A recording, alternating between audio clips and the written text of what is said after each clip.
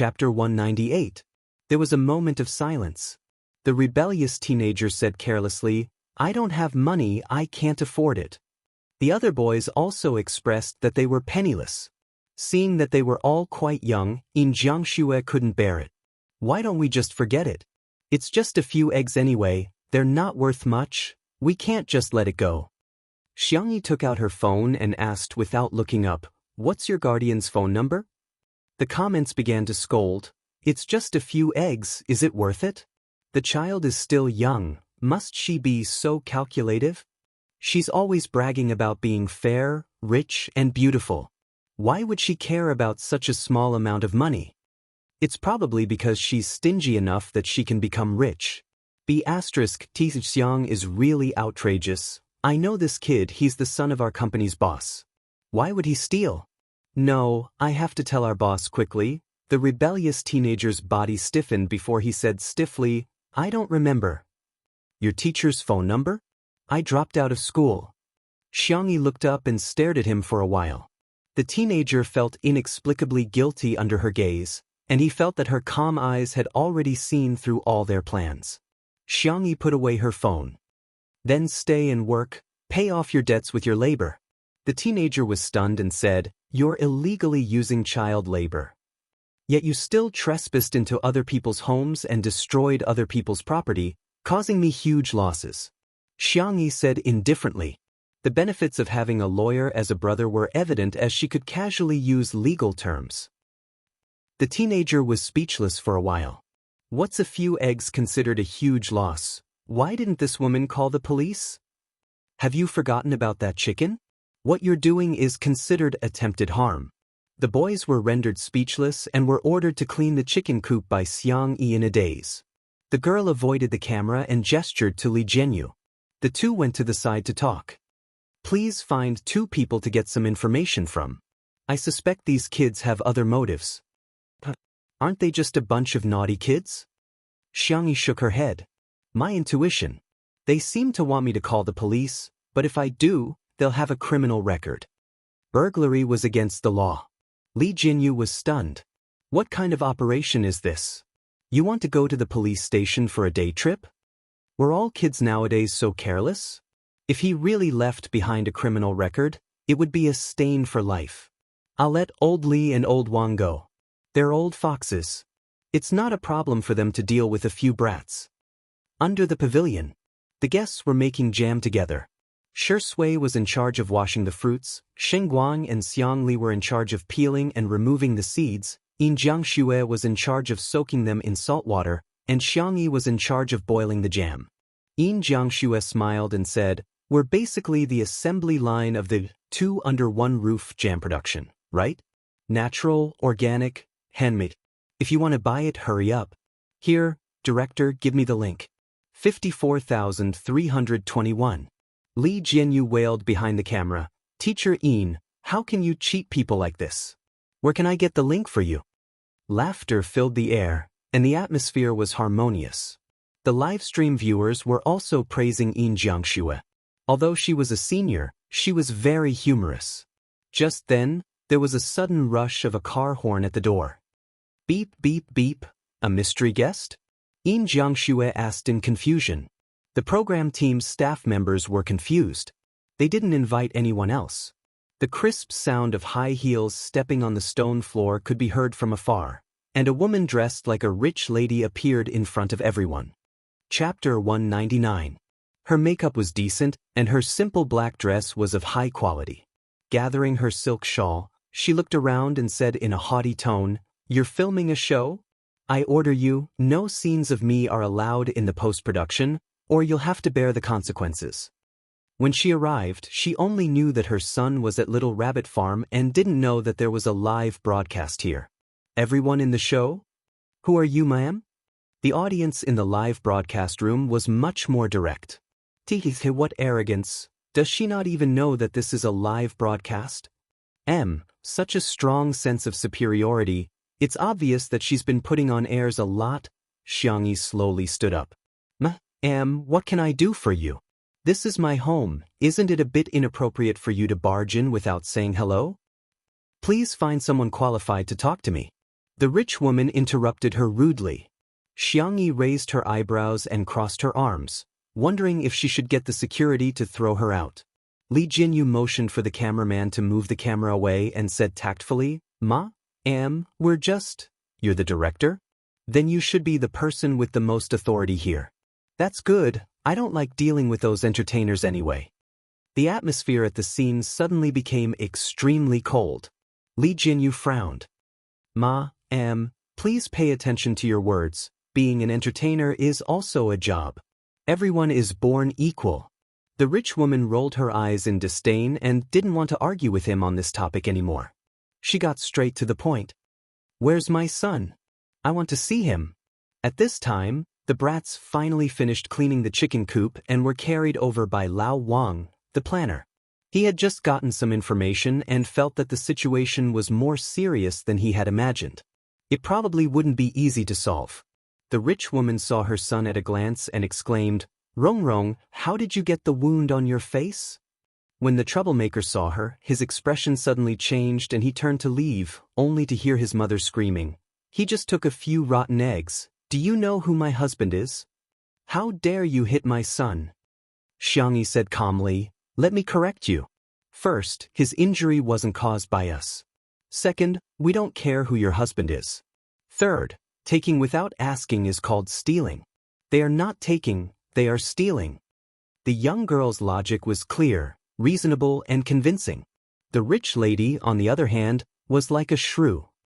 What do you mean by stealing? These kids are just under too much pressure from studying. How about this? I'll pay you and let them come here regularly to relieve their stress. Name your price. She had heard this move from the rich ladies in the circle. Children were under a lot of pressure, so what was wrong with taking something? They just had to pay a small fee to the stationery store or the convenience store afterwards. Even the owners of those shops welcomed the children. Xiangyi's worldview was greatly impacted. She asked, You mean you pay these children to steal things? I already said it's to relieve stress. Don't you understand human language? Why do you keep saying, steal? Why are your words so unpleasant? The thorn-headed youth looked at his mother coldly. The other youths had numb expressions on their faces as if they were used to this. Their family members had also settled things the same way. Xianxia, who had endured for a long time, said angrily, As a mother, why don't you think about how to teach your children well? Why do you use such an unorthodox method to solve problems? The rich lady glanced over. She also watched movies and recognized Xianxia. She sneered, I was wondering who it was. So it's a hen that can't lay eggs. What right do you have to talk about others? Chapter 200. Hearing the words, hen that can't lay eggs, Xianxia's face turned pale.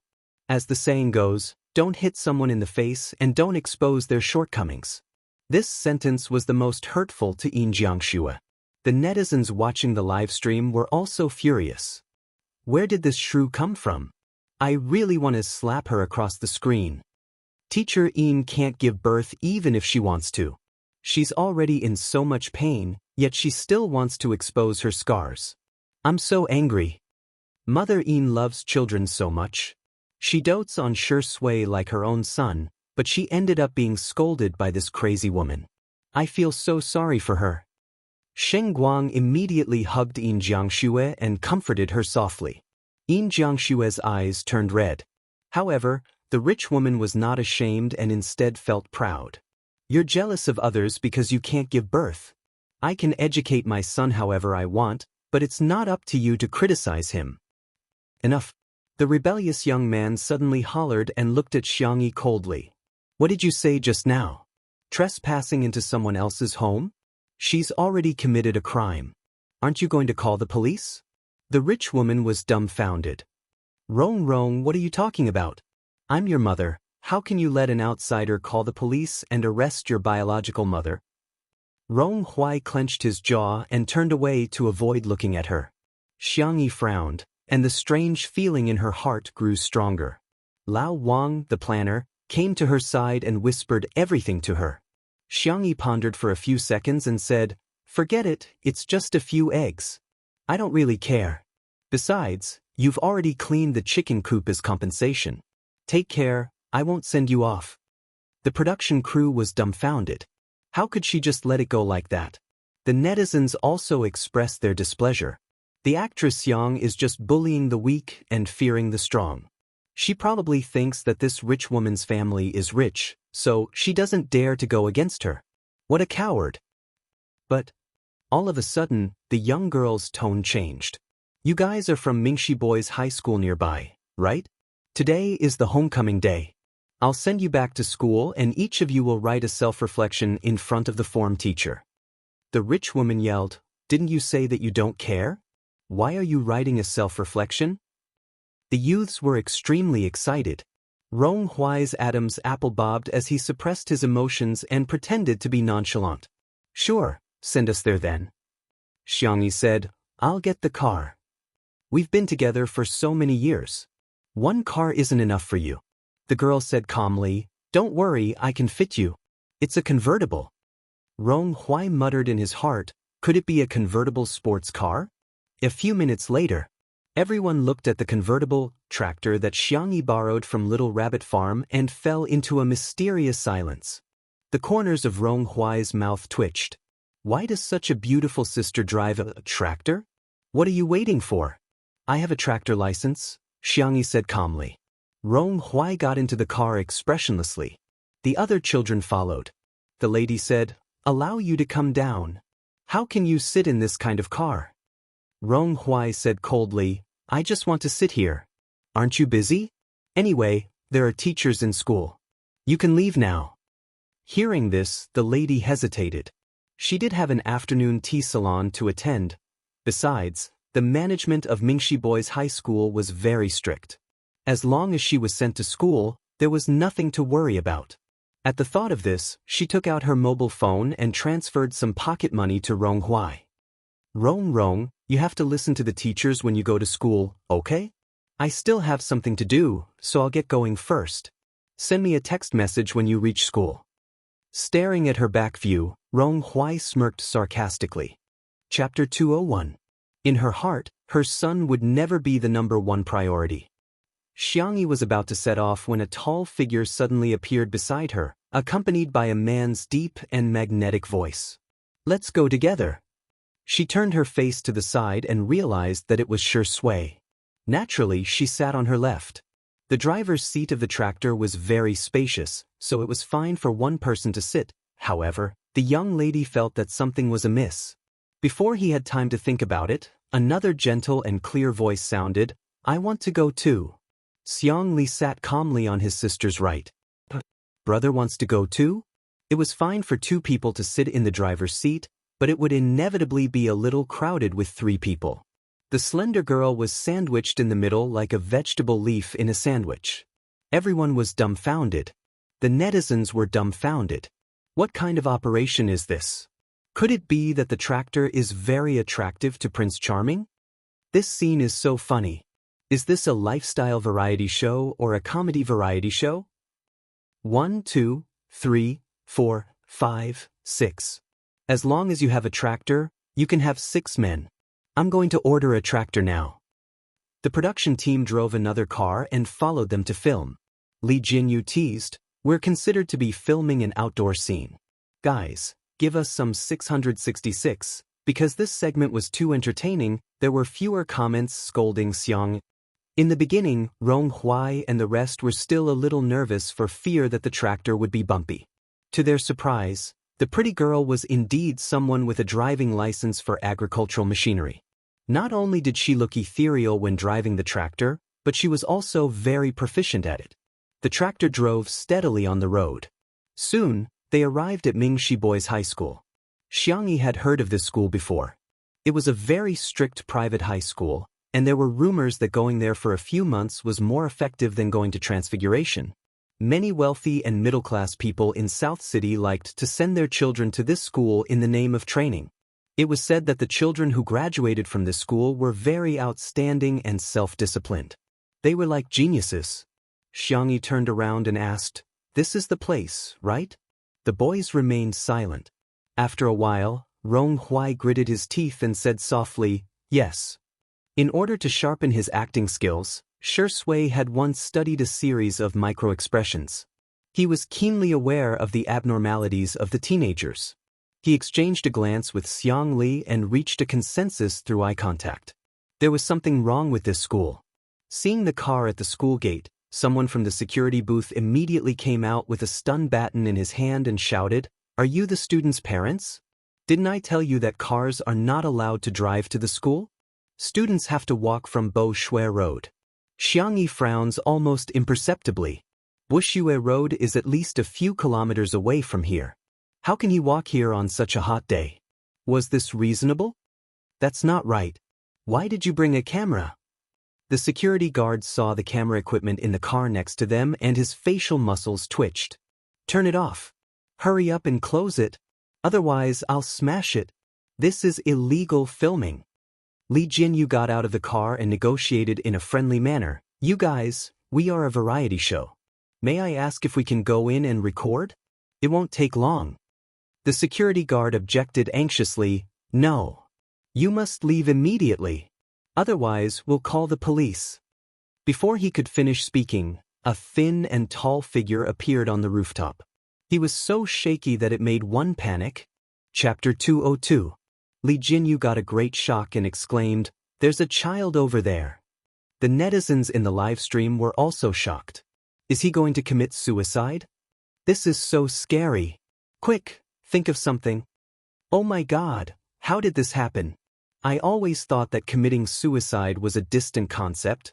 The security officer turned around and said in a tone that he was used to it, "Hey, that's just the students playing around. Hurry up and leave." Li Jianyu's temper flared up. He was usually a coward, but he had a bottom line. He hollered angrily, "Are you human? Playing around? Do you think this is a matter of life and death? Our school will take care of it. You people don't have to worry about it." The security officer threatened. I said no filming. He waved the electric baton in his hand and was about to hit the camera. The cameraman, old Zhang, was very experienced. Although he was carrying heavy equipment and was a little plump, he was very agile and nimble. He dodged the attack. The screens of the audience began to shake violently. I'm so immersed in this scene, I'm starting to get nervous. Director, you're right. How can you joke about a human life? Mingxi Boys High School? I think I've heard of this school before. It's very strict. The kind where the students can't bear the burden. At the side, Xianxia had already called the police. She briefly explained the situation and asked the negotiator to come over immediately. The security officer was furious. Do you have nothing better to do? It's none of your business. It's just a human life. Xianxia laughed in exasperation.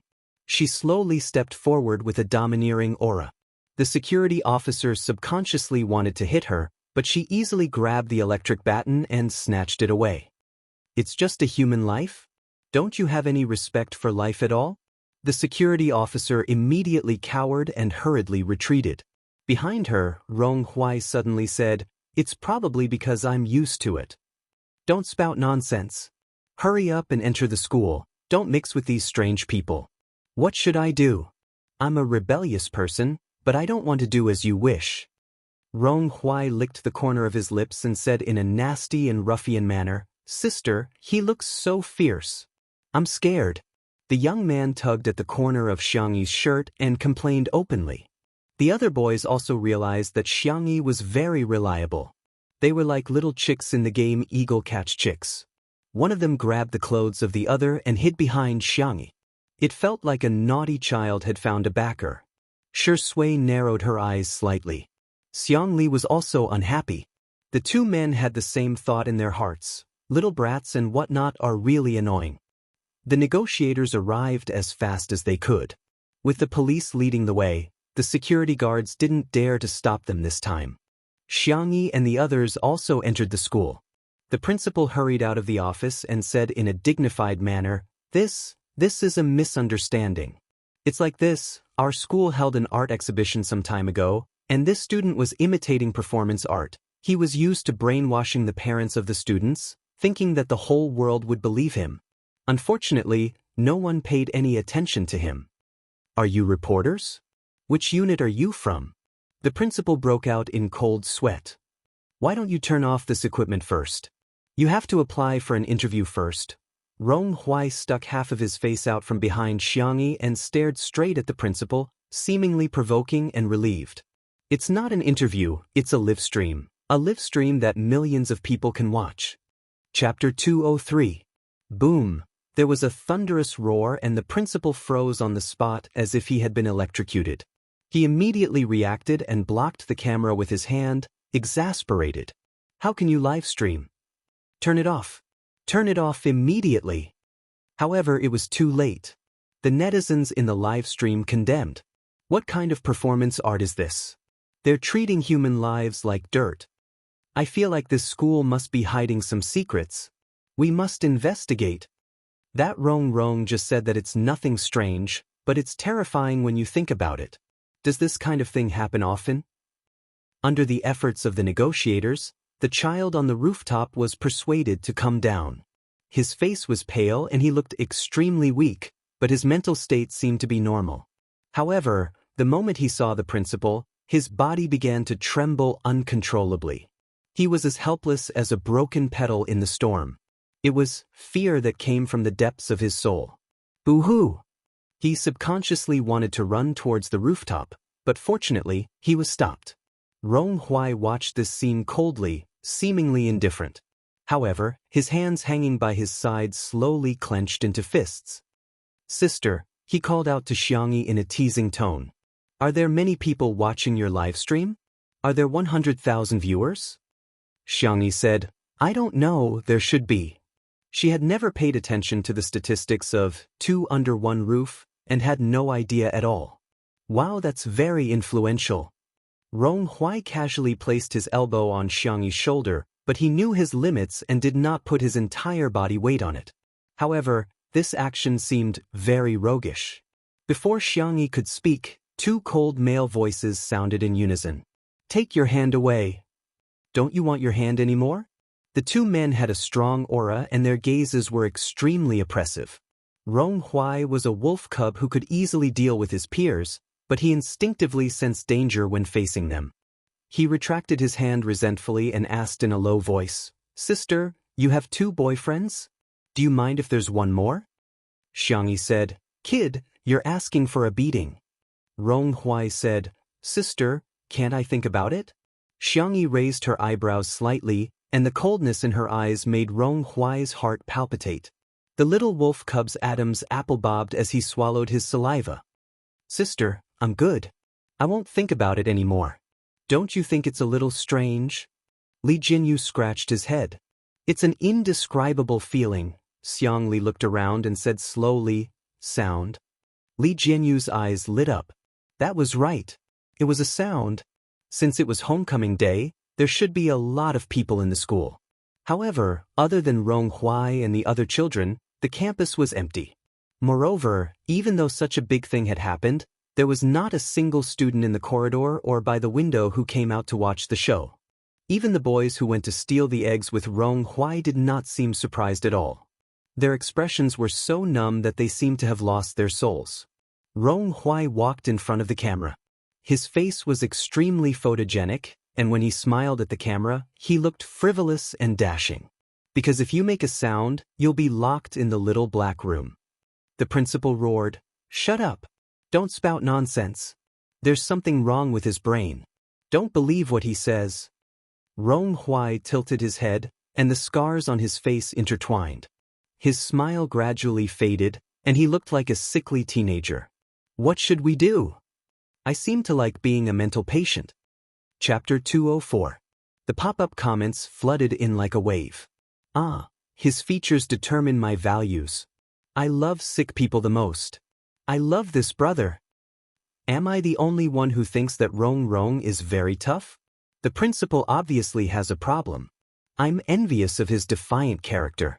I'm the kind of person who doesn't dare to argue with someone who cuts in line. Countless comments flooded the screen. At the same time, Muyao TV. Everyone could only watch as the number of viewers of 2 Under 1 Roof continued to rise. 9, 73 million. 9, 85 million. 9,990,000. The numbers jumped again. the first digit became 1. The number of viewers of Two Under One Roof had officially exceeded 10 million. The record for the entire internet was born. Countless people pressed the screenshot button at this moment. There were also countless people who were paying attention to Mingxi Boys High School. The investigation began. Rong Huai brought the police to the so-called small dark room. It was indeed a dark room. If you make a mistake, you'll be punished by standing here. Rong Huai put his hands in his pockets and said in a mischievous tone, "Of course, even if you don't make a mistake, you might still be arrested." Apart from the small dark room, there were also weighted sandbags, which were not used for training but for punishment.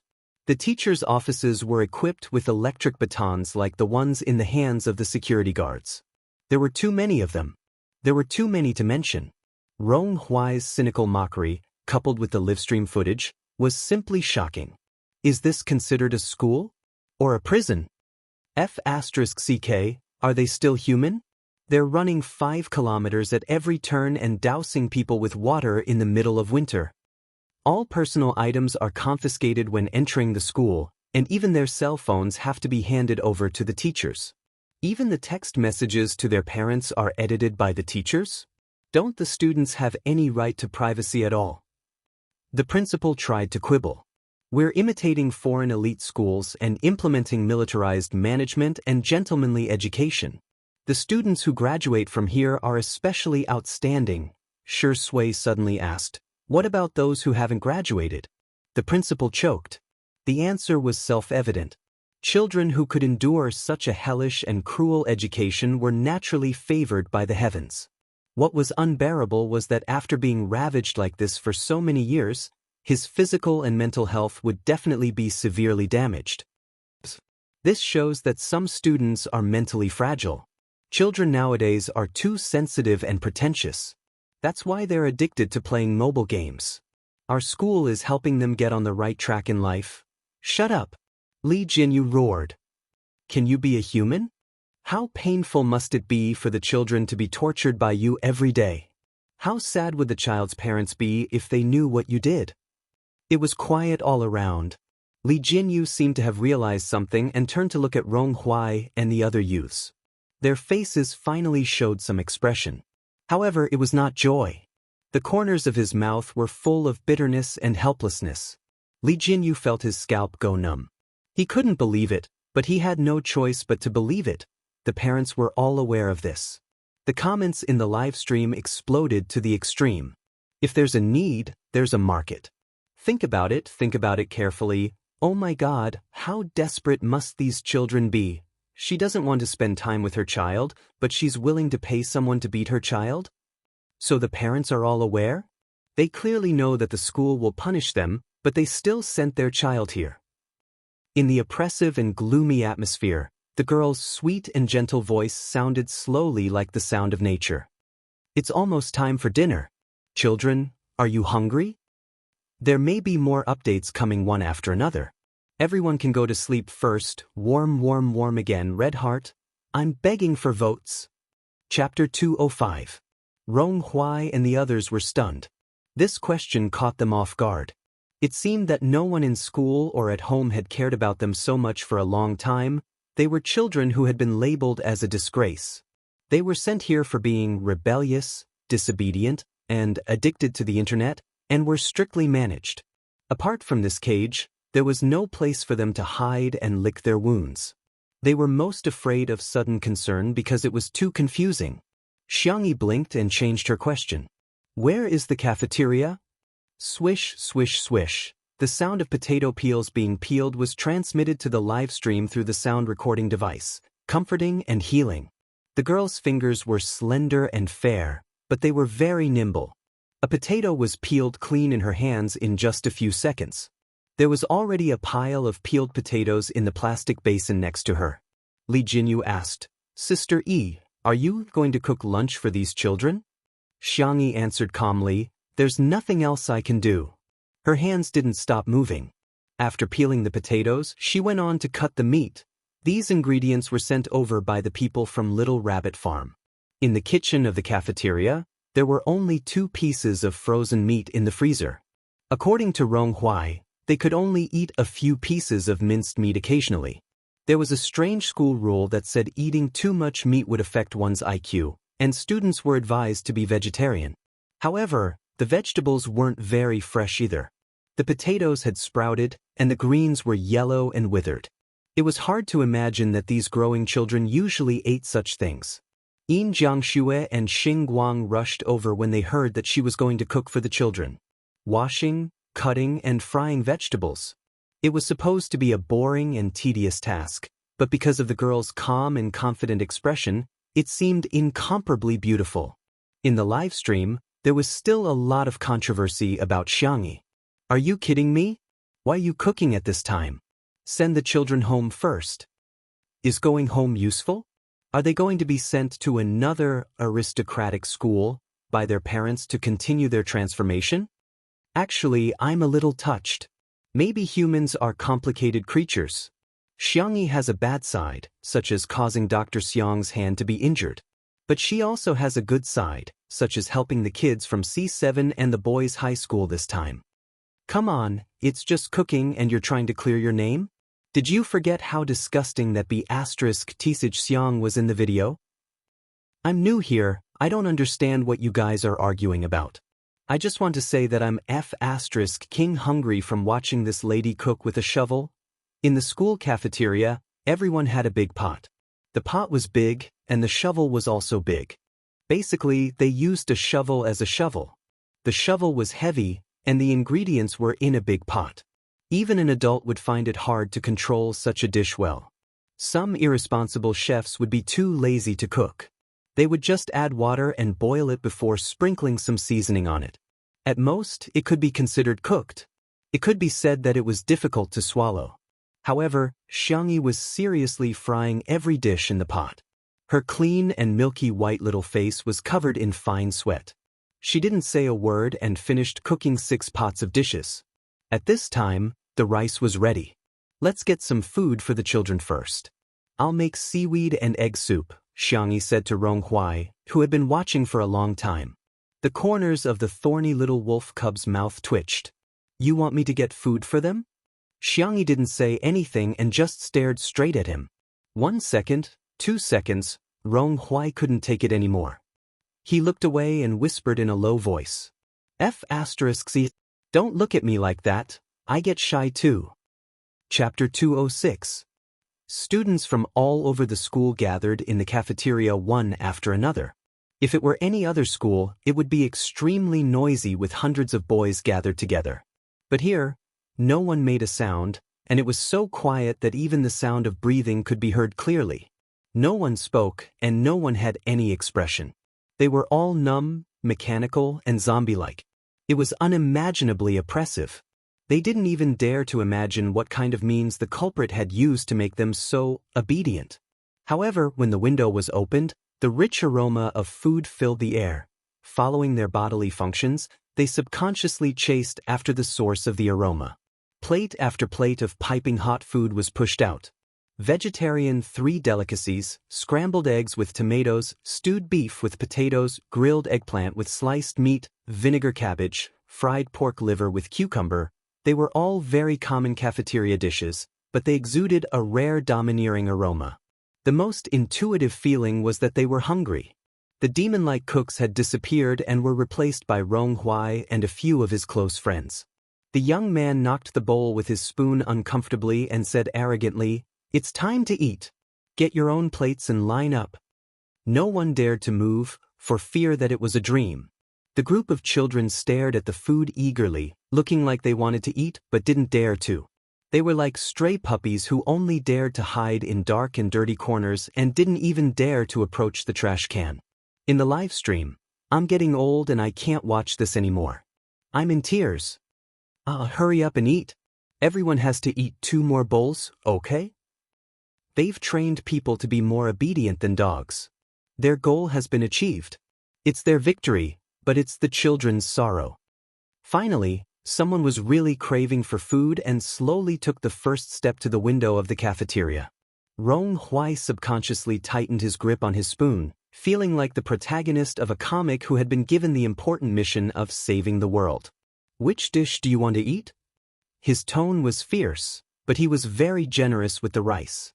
He scooped a large spoonful of each dish, for fear that the person who got the food wouldn't be full. After the first person, there was a second one. The line formed a long queue. The first child who got the food carefully stuffed it into his mouth, and his eyes instantly widened. And very tasty smell. He was stunned for more than 10 seconds before burying his head into the rice. As he ate, tears began to fall. More and more children joined in the food-eating camp. Everyone ate with great relish, as if this was some kind of precious delicacy in the world. At first, Li Jinyu was a little puzzled. He tasted the food. Although Sister Yi's cooking was good, there was not much room for her to show off. To be honest, the taste of these dishes was far worse than what she usually cooked. Xianxia saw his doubts. He pushed his silver-rimmed glasses and said in a low voice, "The best seasoning in the world is hunger." In an instant, Li Jinyu suddenly understood why Xianxia wanted to cook for these children. Because he was really hungry. He turned his face away and blew his nose vigorously. F***ck these scumbags. After scooping the last bowl of soup, Rong Hui was so tired that he almost couldn't lift his arms. However, when he saw Xianxia coming over, he immediately straightened his back and pretended to be cool and aloof. In the next second, a fragrant meat bun was stuffed into his mouth, accompanied by a quiet and gentle voice. "Let's go eat." Chapter 207. Rong Hui was stunned for a moment before he mumbled, "Do you think I'll eat it just because you asked me to?" He subconsciously chewed on it. Xianxia smirked and said, "Spit it out, then." Rong Hui turned around and said, "No. But it smells so good. It smells so good. It smells so good. Pretty sister's culinary skills are amazing." Xianxia found a corner to sit down and rubbed her sore wrists. She was tired too, but she didn't want to express it. A tall figure suddenly appeared beside her. Xianxia turned around to see that it was Shui. He was on the phone with someone. "Okay, send me a digital copy of the contract when it's settled." After hanging up, the man took out a packet of portable ointment. It was a small piece that was about the size of 2 Band-Aids put together. "Does your hand hurt?" "It's all right." As soon as Xianxia finished speaking, the man gently pulled her hand into his palm. It was clean and warm to the touch. She curled her slender fingers uncomfortably and wanted to retract them, but Shui grabbed her wrist. "Don't move." Subconsciously, Xianxia stopped what she was doing. Rip! Shui tore off the ointment and carefully applied it to the girl's wrists. Xianxia moved her cherry lips and said, "Actually, it doesn't hurt that much." "You're still trying to be brave?" Shui's dark eyes landed on her face. He sighed helplessly and said, "You?" Xianxia thought that he would scold her, but she didn't get the chance to do so. Instead, he rubbed her head forcefully twice. "Why are you so nice?" he asked. So nice that it made his heart ache. Xianxia whispered, "You made my hair bun collapse." Shui couldn't help but laugh. "What should I do? I don't know how to tie my hair. Should I call your second brother for help?" "Don't." How would she dare to trouble her second brother for such a thing? While they were talking, Xianxia happened to pass by. Shui waved at him and explained the situation. Then, the knowledgeable medical doctor looked at his sister's bun that had collapsed and fell into a long silence. Xianxia pondered for a while and suggested sincerely, "Have you ever thought of cutting your hair short?" Shui sneered, "You don't know how?" Xianxia sneered, "You know how to do it?" Of course they wouldn't. The two men, who didn't know how to tie their hair, childishly hurt each other. Xianxia said, "I'll do it myself. Don't worry, I'll find a tutorial to learn." Shui calmly took out her phone and searched for videos. Xianxia raised his eyebrows. In terms of learning ability, would he lose to Shui? The two men were engrossed in the hair-tying tutorial, unable to extricate themselves. A moment later. "Thank you, big sister, for cooking for us." A tall and thin boy looked at his toes and thanked her shyly. Xianxia recognized him. "It's you." It was the boy who went up to the rooftop. The boy said embarrassedly, "I'm sorry, I'm embarrassed. The teachers were right, I'm a useless and cowardly piece of trash." "No." Xianxi's tone was firm. You're not a piece of trash, you're not useless. You might not even know what your talent is. You might not even know what your hobbies are. You might become a super powerful person in the future or develop a strong interest in a certain field. You're still very young and there are endless possibilities. There are too many beautiful things in this world that you haven't had the time to experience. Life is long and the pain you're going through now is just a short period of time in your life. Life is irreversible. It's irreversible. So no matter how difficult it is, you have to live on and live on peacefully. You're an independent individual. You are yourself and the meaning of your existence. Chapter 208. The boy listened quietly, and his dark eyes lit up. His family would only say, "We're doing this for your own good. We've sacrificed so much for you, yet you're letting us down. Are you worthy of us?" He had apologized countless times and even hated himself for it. He hated himself for not being a smart child, for not having a lively personality, and for not having a good EQ. Coming to Mingxi Boys High School was the beginning of hell. His body, personality, dignity, privacy, everything could be trampled underfoot. Trash, trash, coward, useless. These insulting words would be heard all the time. However, she said, "You're important. You have to live well. Your existence is meaningful." The boy couldn't help but sob. Seemingly panicking over his loss of composure, he rubbed his eyes with his hands, trying to hold back his tears, not daring to make a single sound. However, for some reason, the more he wiped, the more his tears fell. A teenage boy crying like this should have been a ridiculous scene, but at this moment, it somehow seemed sad and pitiful. Xiangli was silent. In fact, he didn't quite understand human emotions. When it came to rationality and sensibility, rationality would always prevail. However, Xiangli knew that his sister couldn't stand such things. She might seem distant, but she had a soft heart. He silently handed his sister a clean handkerchief. Xiangyi froze for a moment before taking it. There seemed to be an invisible tacit understanding between the siblings. Even without words, they understood each other's feelings. Her brother wanted her to comfort others. Xiangyi got up and gently patted the boy on the back. She said gently, "It's okay, you can cry." The boy couldn't hold it in any longer and burst into tears. It was as if he had been venting his emotions for a long time. It was more like he was relieved of a heavy burden. He covered his face with the handkerchief and cried his heart out. The camera captured this scene from afar. Although the guests had turned off their microphones and couldn't hear clearly, their body movements had the function of conveying words. It was the most primitive and direct expression of emotions. "Damn it, something went into my eyes. Sigh, it'll be fine if you just cry it out. You don't even dare to cry. It's so sad, how should I put it? The vase fairy may have a lot of bad points, but she also has a good side. When she's gentle, she can be quite piercing." Seeing that Xiangyi was coaxing the boy, Rong Huai, who was not far away, gnawed on his sixth bun. "It's amazing that you can cry." When he was in kindergarten, he cried very fiercely and would even roll on the ground. Suddenly, there was movement at the door. There were cries, shouts, and hurried footsteps. It was his parents who had rushed over after hearing the news. Some parents who didn't know what was going on hugged their children, and the whole family burst into tears. They had only heard that the management here was strict, so they had spent a lot of money to send their children here. After the children had been brainwashed, they did not dare to say anything at home, so they did not know that the children had suffered so much. There were also parents who anxiously asked the police at the scene, "Why did they close such a good school? Where are our children going if they're locked up? Did you misunderstand? The principal and the teachers are doing this for the good of the children. Do you know that there is severe corporal punishment in this school? But our children's grades have improved and they've become obedient. If you close the school, what if they become rebellious again?" Chapter 209. You can't just find fault with the child. Parents have the responsibility to educate him too. We're so busy, how can we have the time to teach him? Please, don't close the school.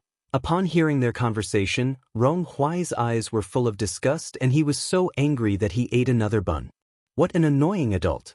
However, he habitually looked around, only to find that his parents were nowhere to be seen. He paused in his chewing and returned to being a frivolous prick. It's all right. I don't need my parents that much anyway. The young man slowly ate one bun after another, as if he could fill the disappointment in his heart as long as he ate enough. A sharp-eyed parent saw Xianxia and stepped forward to criticize her. Who told you to be a busybody? Do you think you're a judge who brought the production team here to uphold justice? Let me tell you, we don't need it at all. Now that the school is going to be closed, how are you going to compensate us for our losses? Xianxia remained calm and waited for the other party to finish throwing a tantrum before saying leisurely, I forgot to tell you that this program is a live stream. Ah! She shrieked and cursed. Why didn't you say so earlier? The cameraman, old Zhang, deliberately moved the camera forward, scaring the other party so much that she quickly covered her face with her jacket. Old Zhang was speechless. You're so shameless, huh? I thought you weren't human. When it comes to sarcasm, you're still the boss. Shui answered the phone, and after hanging up he slowly adjusted his cuffs and asked Xianxia in a languid tone, Do you still lack a place to farm? I happen to have some spare cash, so I bought the land of this school. Shui glanced at the parents and said, Since the school is mine, why don't you plow it and plant vegetables there? Or raise pigs? The black pig meat from last time was quite fragrant. Xianxia was speechless. Buy land? To plant vegetables? Raise pigs? She thought about it for 2 seconds and actually felt quite happy about it. Why don't we build a little rabbit farm here? Xianxia said gently, I'll contact the research institute and set up an experimental field for the newly cultivated Chinese medicine seeds here. With the endorsement of the research institute, this school could forget about opening. Xianxia's eyes lit up. As expected of her brother. Amazing! The parent who was covering his face with his coat was dumbfounded. Buying land and collaborating with a research institute. Who on earth were these people? Those suspected of corporal punishment were all taken away for investigation. The students gathered at the school gate and watched as the school gate slowly closed. However, the expressions of many people were still incomparably ugly. They were worried that the gate would reopen one day. Suddenly, a rumbling sound came from afar. It was unknown who had shouted, F***CK. But in an instant, it became a series of exclamations. Construction trucks, demolition machines, excavators. Countless vehicles drove over and honked their horns. Do. At the front of the excavator, Si Chuanbai, who was dressed in a suit and leather shoes, was expressionless. He looked like his heart was as still as water. Shui noticed him and smiled at him with her arms crossed. Si Chuanbai was speechless. He was a dignified manager. Not only was he ordered to buy land, but he also had to rent an excavator. It was too difficult. It was too difficult for him. Sheng Guang also drove over with his wife, Xianxia.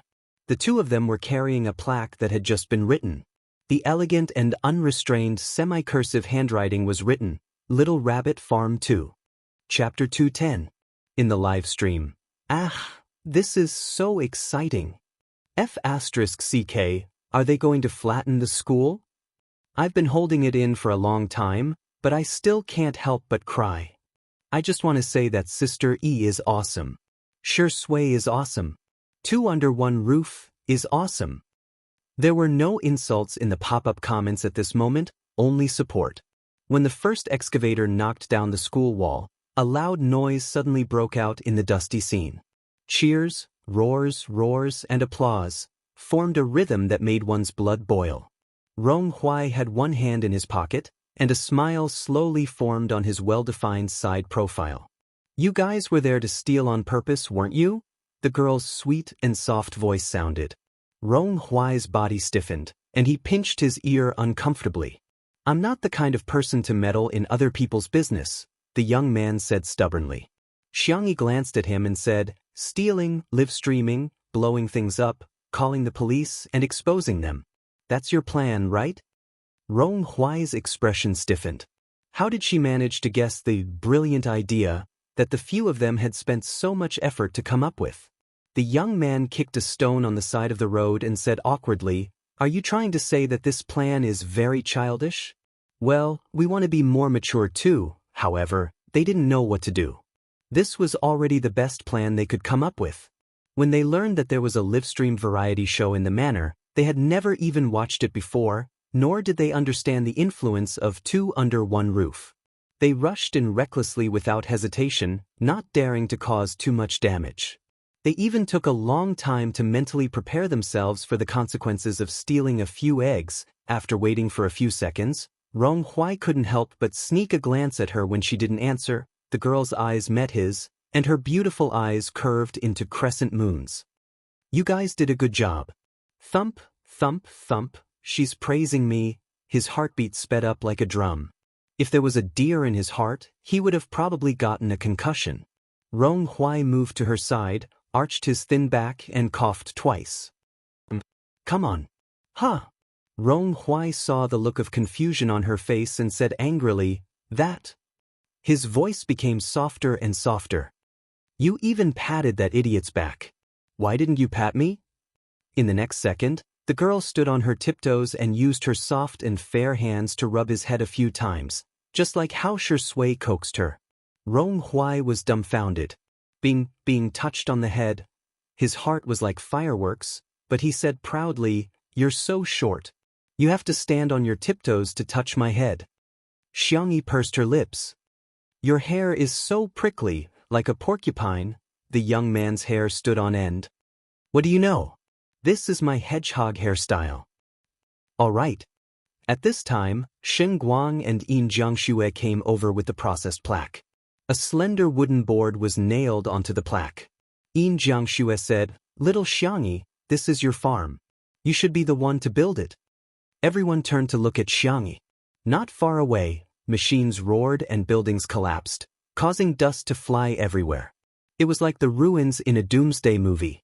The shadows of the trees swayed and cast a large shadow. The girl happened to be standing at the boundary between darkness and light, her gaze calm and gentle. At that moment, a sentence suddenly popped up in Rong Hui's mind. Everything has cracks, and she is the source of light. Chapter 211. Xianxia blinked and said graciously, "Okay." She took the simple plaque from Yin Jiangxue's hands. Her melancholy dissipated a little, and the haters in the live stream immediately appeared again. Are you kidding me? What's the point of doing this? Hurry up and punish the bad guys. Also, think about what to do with these students in the future. Why are you still so particular about rituals at a time like this? Shen Guang really looks like a poor scholar. He might as well donate some money to the children instead of writing this.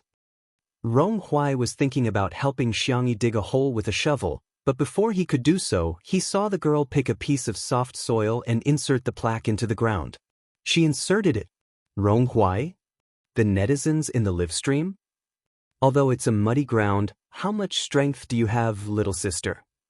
From now on, this is no longer Mingxi Boys High School. Xianxia smiled at the children in the crowd. It's Little Rabbit Farm number 2. Some people in the crowd burst into tears while others cheered. All the children, regardless of whether they were happy or sad, finally had expressions on their faces. They were no longer zombie-like walking corpses. In the live stream, the haters were all rebuked. Xianxia and Shui are not the police. How do you expect them to punish them? Some people are just holding onto their keyboards and blabbering. What else can they do? Did you cook at the scene? Did you shovel the school? If you didn't do anything, then shut up. Ritual is never a derogatory term. It's the most direct way for people to express their inner feelings. For children, the most important thing is not the closure of the school, but the reconstruction of their psychological beliefs. To a certain extent, Xianxia's insertion of the Little Rabbit Farm plaque is a declaration of the end of these children's purgatory lives. It's equivalent to giving those who are bent on death a desire to live. This has a very positive meaning. The experts would be in charge of the follow-up work. Under everyone's gazes, Xianxia calmly got on the tractor. Shui and Xiang Li, who were as tall as male models, squeezed in beside her again. The girl protested softly. You can sit at the back too, Shui said calmly. Your tractor doesn't even have a rear-view mirror. I'll help you watch the road. Xiang Li scoffed. You're trying to curry favor for no reason. Seeing that the two of them were about to quarrel, Xianxia had no choice but to mediate. Alright, let's go. Hey, Rong Huayang raised his voice. You're leaving just like that? Aren't you going to say anything? The staff of the program team were also looking forward to seeing what words Xianxia would say to encourage the healing process. The girl pursed her lips and threw down a particularly ordinary sentence. No matter what happens, you have to eat well. After saying that, he started the tractor and left. Everyone? That's it? Gone? Someone shouted. Big sister's words have a deeper meaning. Only when one is full will the body have strength, the brain will be able to think, and the heart will have the will to resist. This way, no matter what difficulties we encounter, we will be able to overcome them. Godly comment in the live stream. Is that you, Chinese class representative? However, this interpretation undoubtedly lifted the spirits of the children. The haze over everyone's heads was dissipating bit by bit. Back at the manor, Xianxia was worried that Xiao Naofu would be hungry and was about to make cat food for it when she heard Xiangli suddenly say, "Tutu, my hand hurts." Hearing this, Shi Sui raised her long eyebrows. Chapter 212. Hearing her brother say that his hand hurt, Xianxia was extremely nervous. How much does it hurt? Let me take a look. She held her brother's hand and examined it carefully. The comments in the live stream were extremely heated. B** Xiang, let go of our Dr. Gij's hand. You're the culprit who injured Dr. Xiang's hand. Why are you pretending to be kind? Was Li Good drugged by her? Why is he calling her Tutu so intimately? Does she deserve it? Li Ji's hand was slender and well-defined. His skin was so fair that it was almost translucent. There were no external injuries on his hand. Xiangli pressed a few acupuncture points and asked him how he felt. Xiangli said calmly, "It doesn't hurt that much. Maybe I'm just too tired." Then sit here and rest for a while. I'll bring the medicinal cuisine over. I'll give you a massage later. Xiangli hurried over and personally brought the medicinal cuisine to him. Xiangli scooped up the soup with his right hand. With a loud clang, the spoon hit the edge of the bowl. Xiangyi's heart clenched and she bit her lower lip worriedly. My brother's hand, is that injured? I'll feed you? She asked carefully. Xiangli's eyelids drooped and the red mole at the end of his eye was faintly discernible. It's okay, I'll just switch to my left hand.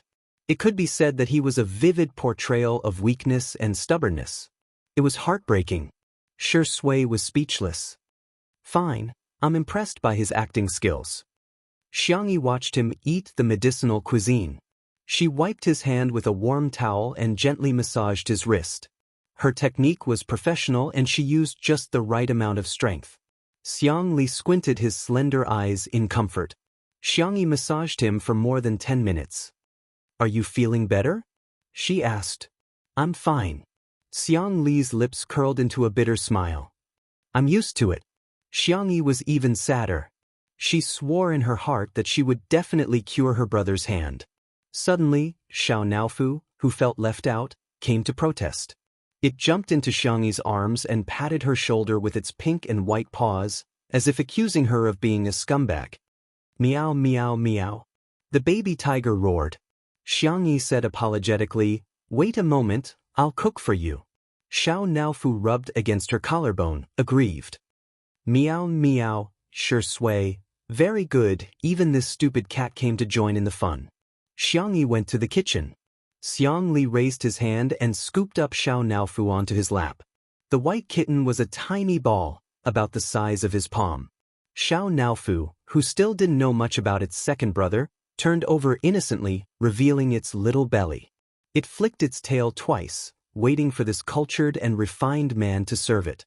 Unexpectedly, a dark light flashed behind the man's silver-rimmed glasses. Male? If it's a little older, I'll send it for sterilization. Xiao Naofu?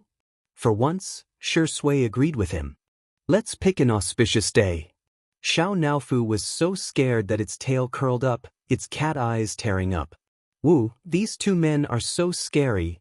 Xiangli glanced at the luxurious 3-story cat villa not far away and frowned. Extravagant and wasteful, a kitten sleeping in a shoebox will do. Sure Sway, a delivery box will do too. The audience in the live stream almost died laughing. Why won't these two men even let the cat off? Xiao Naofu in front of Xianxia, showing off. Xiao Naofu after Xianxia left, pitiful and cowardly. Movie King X Dr. X Kitten, rounding them up, they're a family of 3. This cult CP has hit the jackpot. Chapter 213. Just then, Xianxia came out of the kitchen with a bowl of cat food. Xiao Naofu looked as if it had seen its savior.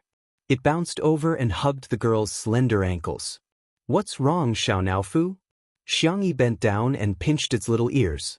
Xiao Naofu cupped her hand, not daring to meow. Rub its head, eat your food. Xianxia placed the bowl in front of the cat and coaxed it gently.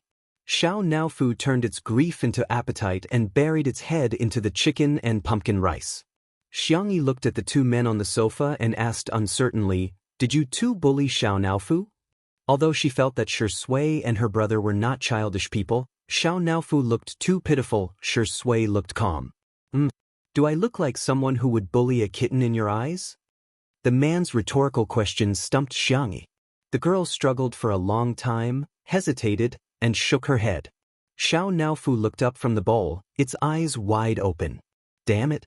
You should do something that has to do with humans. Xiang Li's expression did not change as he quietly looked at his sister. Xianxia swayed again. She scratched Xiao Naofu's chin and whispered, "Second brother is a genius, he wouldn't do such a boring thing. You have to be more obedient in the future." Xiao Naofu's face was full of shock. Does this Hu still have a place in this stupid woman's heart? These two dog men are acting as me. Xiao Naofu angrily pointed its butt at Xianxia and lowered its head to continue eating. In this year's competition, Shi Yingdi and Bai Qihai each got 1 point. However, the two men were soon unhappy. After Xianxia fed Xiao Naofu the cat food, she began to comb its fur, feed it nutrition cream, put on eardrops, and brush its teeth. What did it mean to receive special favor? This was it. The two men's faint gazes were about to dig a hole in Xiao Naofu's body. Xianxia then accompanied Xiao Naofu to play with the cat stick and pinball for a while before giving it a kiss and carrying it to the cat hammock to lie down. Xiao Naofu turned around, still sulking at her. Xianxia was puzzled and was about to shake the hammock again when she heard her second brother call out to her. My hand hurts again." "Why so often? Shall I take your pulse?" Because it was related to her brother's hand, the young lady took his pulse very seriously. After a few minutes, she moved her fingertips away. It's more serious than she thought. If she had been in her past self before she transmigrated. But now, she was confident that she could be cured. Do you want to try acupuncture? Conservatively speaking, his condition should improve a lot after a few acupuncture sessions. In the live stream, the netizens once again exploded. You just want to cripple Dr. Xiang. Evil spirit, stay away from Dr. Gidge. If you touch him, I'll feel like you've tarnished the untouchable flower. You think it'll get better just because you say so? What if it fails? Who's going to take responsibility? While the comment section was being heated, the girl said seriously, I can write down a plan and you can show it to the other doctors. If it's feasible, you can get someone else to perform acupuncture for you. It wasn't that she didn't have the ability to perform acupuncture on Xiang Li, but she was afraid that her brother wouldn't believe her. The netizens? Xiang Li suddenly smiled, revealing the red mole at the corner of his eye. He reached out his hand, the light blue veins on his fair wrist particularly obvious. His voice was gentle and clear. You can do it. My tutu is trustworthy. Chapter 214. At that moment, Xianxia thought that she was hallucinating. The girl looked up blankly and didn't respond for a long time. Tutu, you're already 20 years old. Why are you still so silly? Xiang Li's tone sounded helpless, but it was more like he was doting on her. What are you waiting for? I'm giving you a chance to bully me, aren't you? When she was a child, apart from her brother whom she didn't dare to provoke, her younger siblings and uncles had all been bullied by Xiang Li. Xianxia finally reacted. She took a deep breath and said sincerely, I will definitely do my best. When the girl went to get the acupuncture tools, the comments in the live stream went viral. I was just being polite and you took it seriously? Don't you know what kind of medical skills you have? It's one thing to treat a fever and set a bone, but this is an injury to the nerves. If Western medicine could treat it, it would have been treated long ago. Do you think it's your turn? I'm convinced. Are these men creatures who think with their lower bodies? Why do they seem so mesmerized when they see the vase fairy? I'm so angry. Dr. Gidge is a national treasure in scientific research. Doesn't he have any bodyguards around to take down B***TC Xiang? If she keeps messing around, Dr. Gidge's hand will never be able to recover. In fact, there were indeed special forces soldiers protecting Xiangli in the dark. However, Xiangli had always been assertive and no one dared to disobey him. Hence, they had no choice but to report it to their superiors. Soon, Xiangli received a call. His expression was calm as usual. I believe in her. She will never hurt me. I will bear all the consequences alone. Don't implicate her. Hearing his words, the netizens in the live stream became even more confused. Dr. Gidge, what kind of memory do you have? Have you forgotten that she was the one who caused your injury? This involves a blind spot in my knowledge. So, what's going on? Could there be something else going on? What's going on? The video is real. The person climbing the rock is indeed the vase fairy. Fans, don't watch it, it's awkward. I'm not anyone's fan, but I should be considered the oldest in this live stream. To be fair, even if Xiangyi really harmed Xiangli, none of us have the right to forgive her on his behalf. But as long as he doesn't mind, no one else has the right to judge him. Everyone was arguing on the internet. In reality, Xiangyi brought a medicine box over. She slowly disinfected the gold needles with an unprecedentedly solemn expression. People who were serious were always exceptionally charming. Many people in front of their screens were affected, and the live stream stopped for a while. I'm a little scared now. Xiangli looked at his sister innocently. Can you coax me? Shui was speechless. A person who dared to dissect a rabbit calmly at the age of 7 was now saying that he was scared? Only a fool would believe that. Xiangyi bit her lip. In fact, she was not very good at coaxing people. Other than making delicious food, all she could do was give out sweets. But there wasn't enough time to cook now, and second brother didn't like sweet things. She was a little anxious and subconsciously blurted out, Gidge, can you be scared later?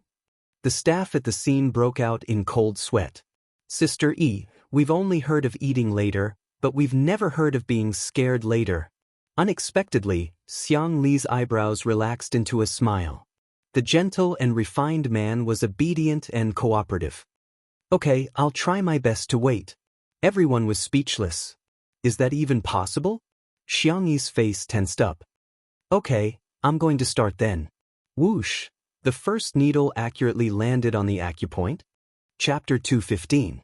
Then, the second and third needles. Depending on the acupoints, the depth of the needles varied. Some were quick, some were twisted, and some were flicked. Xiangyi was fully focused and deliberately slowed down. However, in the eyes of ordinary people, she was still too fast. Some netizens in the live stream began treating Xiangyi from afar. How can anyone remove acupoints so quickly? You should at least find the right acupoint before inserting the needle. Wow, has this female star Xiang watched too many TV dramas? And she's watching it on 2x speed? How can acupuncture be done so quickly in real life? I'm a Chinese medicine practitioner. What kind of acupoints did she choose? She's just trying to be fast. She's obviously showing off. Anyway, I've never seen a Chinese medicine master perform acupuncture like this. After the acupuncture was done, Xiangyi's tense nerves finally relaxed a little. Shui handed her a tissue at the right time. She wiped her forehead with it, but the tissue was soon soaked. Xiangyi asked her brother, "How do you feel?" Xiangli pondered for 2 seconds and said, The area where you inserted the needle is warm, and some parts are even a little hot. Apart from that, there's no other discomfort. After he was injured, he visited famous doctors all over the country, and the country had also invited local medical masters to treat him. However, it was only a little hot at most. It had never been as hot as it was now. It's normal to feel hot. Xiangyi heaved a sigh of relief. Since you don't feel dizzy, we'll leave the needle for 10 minutes. After the needle is removed, you should regain some feeling. Xiang Li's eyes lit up. How confident are you? He had never regretted saving his sister because although the core was not hers, the body was hers. However, it would be a lie to say that he had no regrets. Xiang Li was such a proud person, yet he had become half-crippled in the field he was best at. He would also feel defeated and powerless. But now, Xiang Yi actually said that he could regain feeling in his hand. Even if it was just a little, he would be satisfied. Xiang Yi looked at him in confusion. Since I'm treating you, I'm 100% confident. She thought that her brother was disappointed because he could not fully recover, so she explained in a gentle voice, "Don't worry. Although you can only recover a little at a time, I promise that with the help of the prescription and moxibustion, your hand will be cured within 5 times. Let your senses completely recover." The girl's confident appearance seemed to glow. Xiang Li stared at her. After a long while, he slowly exhaled. "Okay, I will definitely cooperate with our tutu."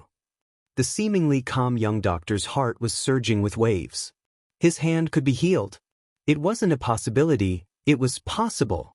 He might have doubted the assurances of others. However, he believed his sister's words unconditionally. Little did she know that Xiangyi's words were too absolute, causing the netizens to be dissatisfied once again. The blogger who first revealed that Xiang Li was injured was furious and posted another long post. Frowny face noob baldy PhD. I thought Xiangyi V you were just young and ignorant. I didn't expect you to be so vicious. Do you know how desperate Dr. X has been this year? He handed over his most prized research to someone else, not because he didn't want to continue, but because he couldn't do any more experiments. That was research that could win the Nobel Prize in medicine. He had given it to someone else just like that. What about you? His brain was stupid, his personality was selfish, and his medical skills were full of showmanship and exaggeration. Now, he actually dared to say that he could definitely cure Dr. X? What do you think of the intelligence of a genius? What do you think of the efforts of the famous doctors in the country this year? It's not enough that you hurt Dr. X's body, now you want to destroy his will. Your actions are despicable. Your intentions are damning. Chapter 216. As soon as this Weibo post was posted, it caused a heated discussion. Well said, no wonder she's a PhD student. Being cultured is different. I only know how to call her an idiot. Oh my god, is the vase fairy lying to Dr. Xiang? How can she do that? I'm going to cry again. Dr. Xiang trusts her so much. If he finds out that he was lied to, he'll be so upset. The netizens who were watching the show reposted, commented, and liked the post, sending it to the hot search list. Many people even tagged the big shots in the scientific research circle, hoping that they would come forward and say something. However, the strange thing was that none of the big shots spoke up.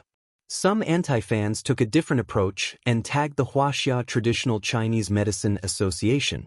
They said passionately, shouldn't the traditional Chinese medicine practitioners' license be revoked? But a notification popped up on the screen. The anti-fans clicked on it and realized that it was a reply from the Wuxia Traditional Chinese Medicine Association. Hello. May I ask who this genius doctor is? Where can I find her? I'm willing to reward you handsomely. The anti-fans were dumbfounded. What the hell?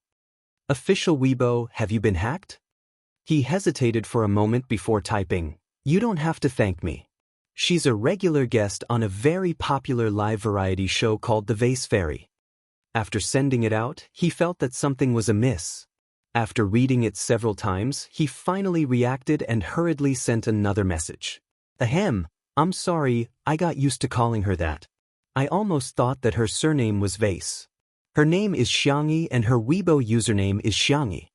A moment later, many traditional Chinese medicine masters in the country received a call from the president of the Traditional Chinese Medicine Association.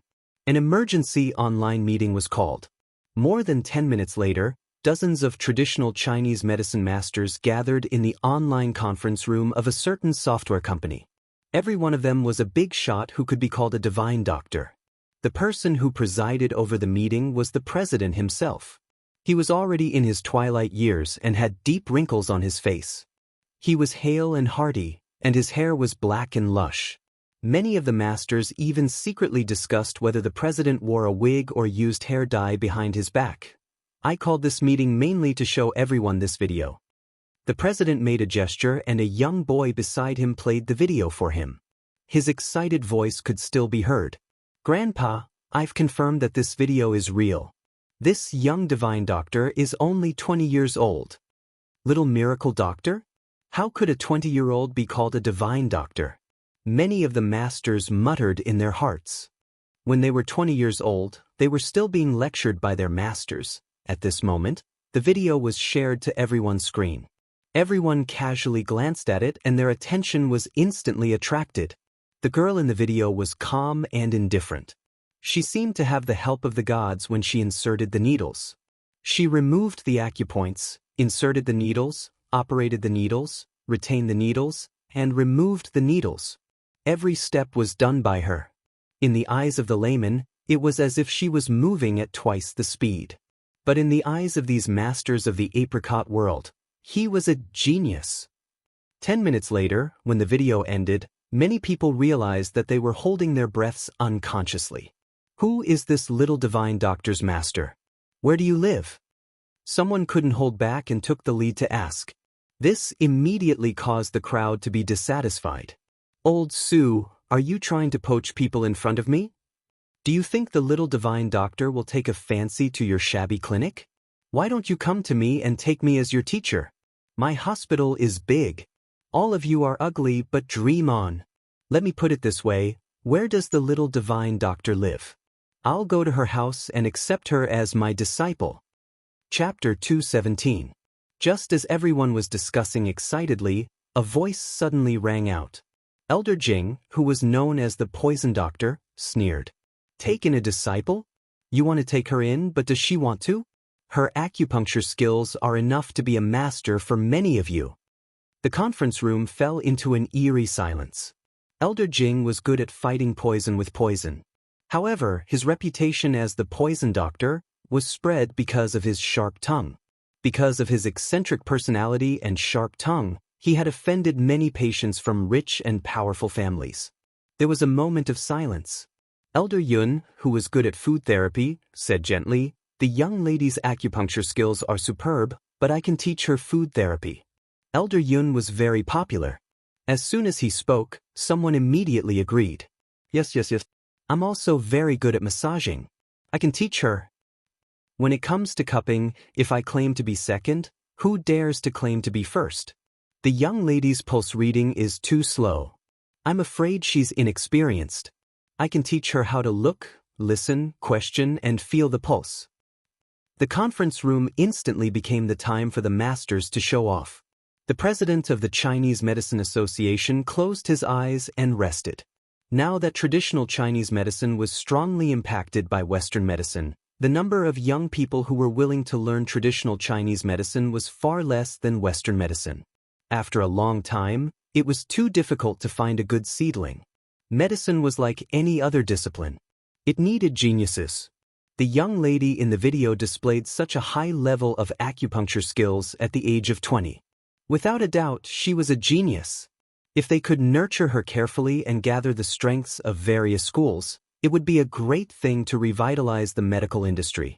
Thinking of this, the president coughed a few times and everyone immediately fell silent. My grandson said that she's recording a program. I'd like to invite a few of you to participate in her program and see if the young lady has any intention of becoming a disciple. Everyone instantly responded enthusiastically and expressed that they would choose them. At the Manor live broadcast site, Xianxia put away the needles and tidied up the needles. Xianxia tried to move his right hand and a look of shock flashed past his eyes. He really could feel it. Originally, his hand could only do some simple actions, such as holding a book. But now, he felt that he could write and draw. Xianxia couldn't help but be moved. He muttered softly, "Our tutu is really amazing." The netizens in the live broadcast room were speechless. It can't be? It's really effective? Could it be that Xianxia wasn't messing around? Suddenly, there was movement at the door. A staff member came in and whispered a few words to Li Jianyu. A few seconds later, Li Jianyu said absent-mindedly, Sister, please go to the door. The police are looking for you. The trolls started their business. The police are here to arrest her. Ah, I love it. The next second, Li Jianyu's voice spread throughout the livestream. He said he's here to give you a silk banner. The haters? Xianxia went to the entrance of the manor in confusion. A white and blue police car was parked outside the black iron gate. When the uniformed policeman saw Xianxia, he saluted her and handed her a big red banner with a smile. There were a few big words written on it: frowny face, radiant angel, passionate citizen. Thank you, Madam Xianxia. You have contributed greatly to our investigation of the Mingxi boys' high school case. Xianxia, other than the mobile little red flag she had when she was a student, she had never seen this before. Thank you. This is what I should do. The netizens in the live broadcast room were dumbfounded. They had only seen citizens giving silk banners to the police. So it was the other way around. This was really too amazing. Chapter 218. There was an uproar in the live stream. Official acknowledgement? What the F***CK? This isn't a script, is it? She's just an ordinary, warm-hearted citizen?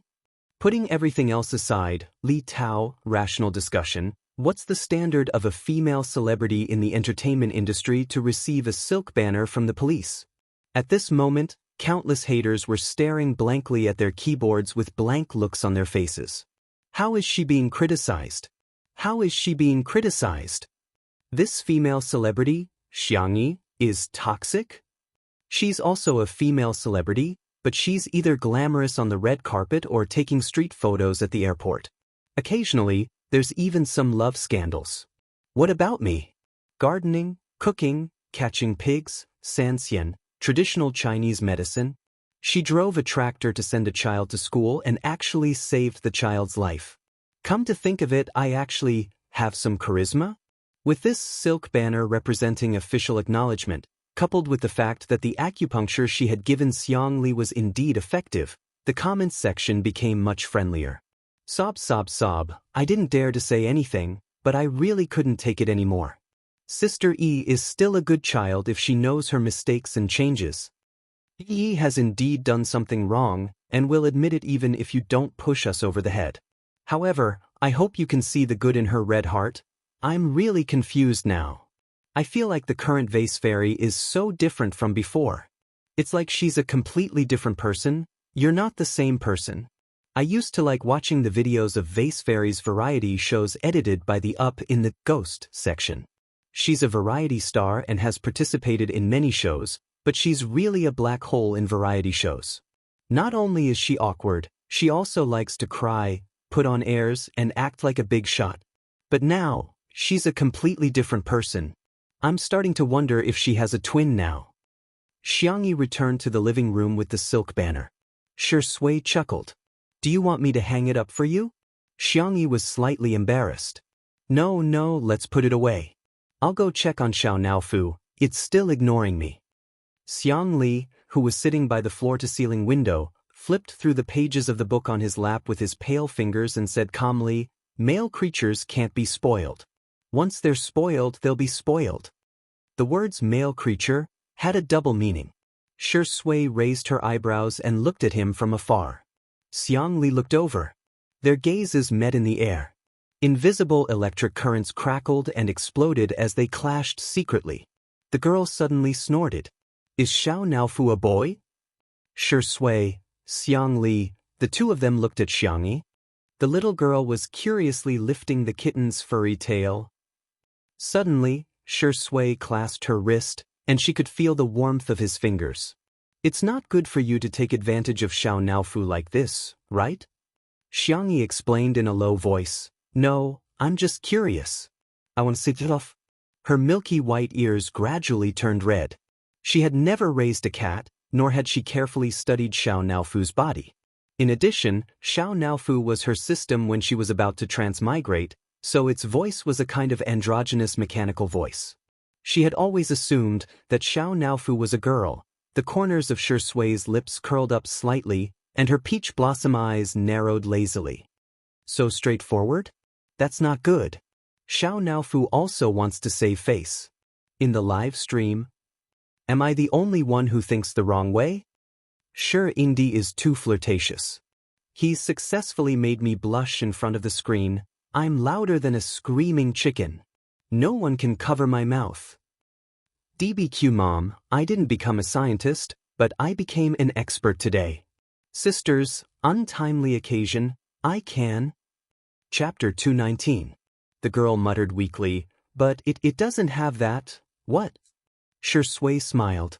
She didn't know if he really didn't understand or if he was deliberately teasing her. That one. The man's low laughter sounded in her ears.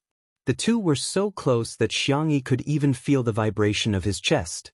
Her wrist seemed to be gently caressed, and an indescribable feeling of affection arose. She felt a slight itch. She felt restless. Shui leaned over, turned off their microphones, and whispered a few words in her ear. Then, as he wished, he saw, the redness on the little rabbit's ears became more prominent. Xianxia. So that's how it is. Xiao Naofu, who was on the hammock, licked its paws and glanced at Xianxia in disgust. Stupid woman. Not only could she not tell its gender, but she couldn't even tell how bad the two men in the room were.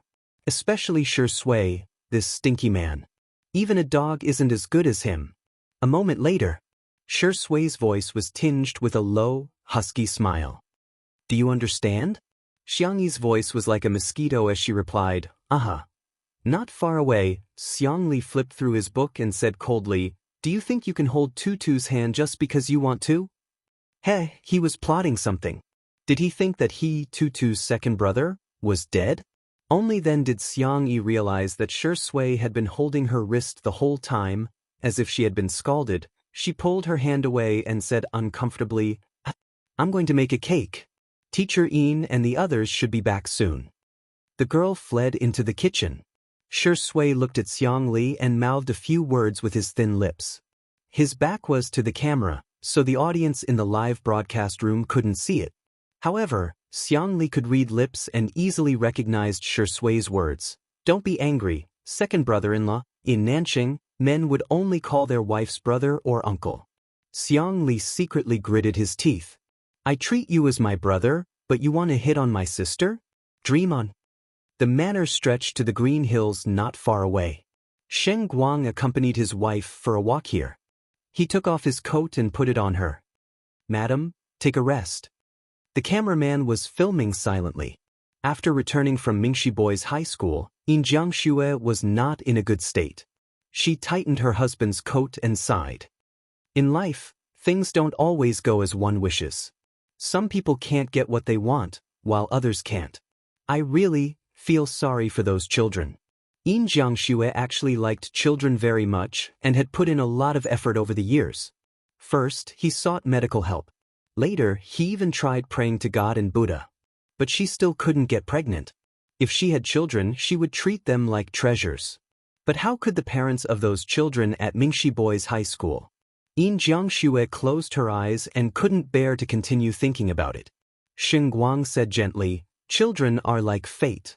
We can't force them. We just have to let nature take its course. Yin Jiangxue's red lips moved slightly. Perhaps because the incident at Mingxi Boys High School was too emotional, she revealed her inner thoughts. I recently asked a master to prescribe me a prescription. It said that it can increase the chances of pregnancy, but it will be harmful to the body. I may not be able to act anymore. I want to give it a try. Sheng Guang objected. No. Your health is the most important thing. The live broadcast room was suddenly filled with curses. Is Yin Jiangxue out of her mind? Me? I really don't understand why women like her insist on having children. I'm vomiting. Boys are okay, but women are hopeless. The Qing dynasty has already fallen and she still wants to carry on the family line for her husband? Chapter 220. Yin Jiangxue smiled bitterly and said, I'm sorry, hubby. You didn't do anything wrong. Sheng Guang knew that although she looked carefree, she was actually very sensitive, especially since her previous marriage had hurt her too deeply. Our marriage is based on love and trust, not children. If we have children, we'll raise them together. If we don't, it's okay. When we're old and gray, we'll still be able to spend some quality time together. Xianxia was amused by his words, and those sentimental and hesitant emotions also dissipated. She suddenly thought of something and said, I heard from Shui that little Xiangyi has medical skills. Why don't I ask her to take my pulse? Guang nodded and said, Okay, I'll accompany you. There was another round of mockery in the pop-up comments. Even if you're desperate, you don't have to be like this, do you? I'm dying of laughter. Vase Fairy can't treat any incurable disease, let alone infertility. The female star of the Xiang family is full of brainwashing aura. Anyone who comes within 3 meters of her will be 100% effective. In the kitchen, Xiangyi put the chocolate mousse cake she had made into the refrigerator and waited for it to solidify before it was ready to eat. At the same time, there was a ding sound from the oven, indicating that the cupcakes she had made were ready. Xiangyi took out a plate and carefully decorated each with cream and cherries. She was done. She brought the cupcakes to the living room on a tray. Everyone else's cupcakes were of normal sweetness while Xiangyi's had a low-sugar flavor. Xiangli took a sip and a smile appeared on his face. As expected, Bunny still remembered his taste. Wow, little Xiangyi, you made a cake. Jiangxue, who had just returned from outside, saw the cake and her eyes lit up. Ah, but I've been on a diet lately, Xiangyi said. Shall I make you a low-sugar one? Jiangxue waved her hand and said, No, I'll just take one bite. She picked up a cupcake and ate it. The fruit was fresh, the cream was dense, and the cake was sweet and fragrant. The combination was soft and delicate, yet it didn't lose its texture. It was delicious. Thus, one bite became many bites. She stuffed the dessert into her mouth and said vaguely, Little Xiangyi, you must be a professional dessert chef. As a chef, she naturally felt a sense of accomplishment when the food she made was liked so much. Xiangyi smiled and made a cup of black tea for her. The cake was slightly sweet, and the slightly strong black tea instantly highlighted the taste of the cake. The next second, Xinguang's half-eaten cake was also snatched away by her. Madam, don't you want to lose weight? Xinguang helplessly asked. Shh. Lower your voice, don't let my fat hear you. As long as I eat fast enough, the fat won't be able to catch up with me.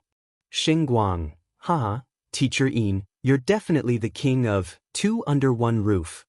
Mr. Sheng's expression is so affectionate. He probably really likes Yin Jiangxue. Who wouldn't love such a beautiful and interesting Mama Yin? Her acting skills are so good too. TSK, so what if she's outstanding? She's still a divorcee who can't even give birth. There's an idiot comment in front, I suggest everyone report it. After eating 3 cupcakes, Yin Jiangxue finally stopped. She brushed her hair and pretended that nothing had happened. Xinguang reminded her, By the way, didn't you say that you wanted Miss Xiang to take your pulse? Ah yes. Yin Jiangxue looked at Xiangyi with anticipation in her eyes.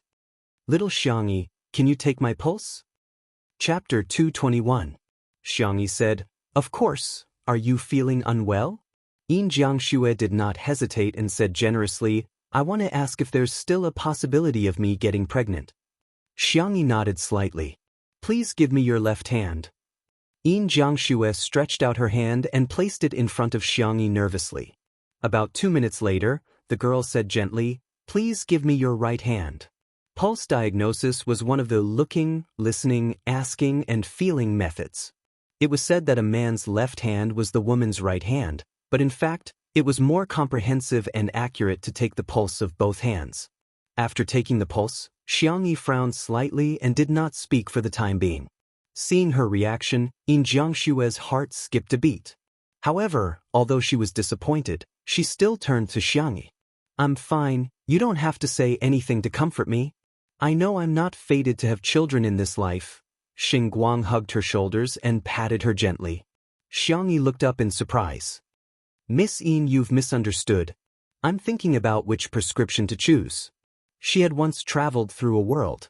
In order to help the female lead of that world ascend to the position of empress, Xiangyi worked hard to study medicine and became the first female imperial physician. She was best at gynecology. However, if she was too good at it, it would also be troublesome. Just like how a straight-A student could write down the standard answer quickly, but sometimes, a genius student would struggle with which one to write down. Xianxia was overjoyed. Do you mean that I can still get pregnant? I'll give it a try. Xiangyi gave the most conservative answer. There's about a 90% chance, but you'll need to cooperate with me to nurse your body. 90%? Xianxia could not believe it. The doctors she had seen before all said that the chances were slim. The most optimistic one, which gave the greatest possibility, was only 10 to 20%. The girl took a pen and paper and wrote down the prescription. She folded it and handed it to her. I'll prepare a medicinal diet and recipe for you later. If you're still worried, you can take the prescription to the experts. After confirming that there's no problem, you can take the prescription. Xianxia felt as if she had received a treasure and thanked her profusely. Thank you. Thank you, little Xiangyi. I will definitely do as you say. Some of the viewers watching the live stream were genuinely happy for Xianxia, while others were jealous. What kind of prescription is this? Is there only 4 words written on it? Drink more hot water? Vase Fairy, please go read some tactful chicken soup novels. You're always talking big, I can't stand it. First, you said that you can cure the doctor's older brother after 5 times. Now, you're saying that there's an 80% chance that you can make Mama Yin pregnant. You even confidently said that you'll show the prescription to an expert. Do you really think you're a miracle doctor? No, she's not confident. She just knows that no one can argue with her. How could Dr. Xiang and teacher Yin have anything to do with her after leaving the show? She did it on purpose because she felt that it wouldn't be good for them to fall out with her. TSK, it would be great if they could hire an expert to do it until now. They would definitely smash the Vase Fairy's face. As soon as this bullet screen floated past, another staff member came in and whispered a few words to Li Jinyu in a hurry. This time, not only was Li Jinyu in a trance, he was also confused on the spot. It can't be, right? It can't be, right? The president of the Wuxia Chinese Medicine Association, along with several big shots of Chinese medicine, begged to appear on their variety show. The reason was, his eyes focused on Xiangyi. He swallowed his saliva and said into the microphone, Sister, someone is looking for you again. I think it's a few old grandpas. Chapter 222. At the entrance of the manor, Xiangyi didn't know any of the old men in front of her. She politely greeted, Hello, Grandpa, are you looking for me? That's right. The one who spoke was Elder Fong, the president of the Chinese Medicine Association. He said calmly, Here's the thing, we want to use your show to popularize medical knowledge to the public and promote traditional Chinese medicine culture. Is it convenient for you? Xiangyi looked at Li Jinyu and said, Director Li, of course. It's our honor. Li Jinyu, who was behind the camera, said while wiping his sweat profusely. He knew the identities of the 3 big shots. Elder Fong, the president of the Chinese Medicine Association, Elder Yun, the heir of Huichun Hall Medical Hall, Elder Jing, the chief master of Jishir Hall Medical Hall. If the 3 of them were to appear in Xianxia novels, they would definitely be the immortals hidden in the protagonist's ring. It was no exaggeration to say that they were medical experts that many rich and powerful families couldn't afford to hire. Yet, they were now going to appear on 2 Under One Roof, an online live variety show to spread medical knowledge. How was this using a sledgehammer to kill a chicken? This was simply using a green dragon crescent blade studded with gems. This way, please. Xiangyi led the way in front and couldn't help but take a few more glances at Elder Yun. Elder Yun had a mild temper and he said with a smile, Young lady, do you find me familiar? Xiangyi nodded and said, Grandpa, there seems to be a photo of you in The Guide to Traditional Chinese Medicine Cuisine. You've actually read the book I wrote? Elder Yun's eyes lit up with joy. Are you interested in diet therapy? At the mention of the past, the young lady was a little embarrassed. Actually, I read it as a recipe book. At that time, I was just learning medicine from my grandfather. Every day, I was either memorizing the names of herbs or prescriptions. I felt that it was too boring, so I cooked according to your book. My favorite food is your American ginseng double snow lean meat soup.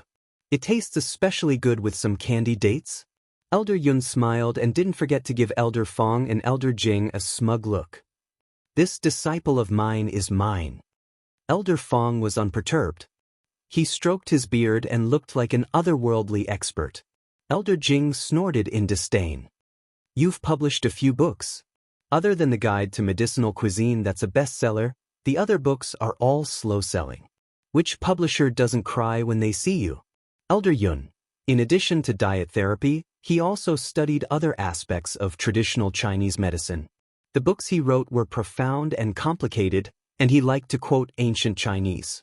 Not only did he require the reader to have outstanding medical skills, but he also had to keep up with the literacy level.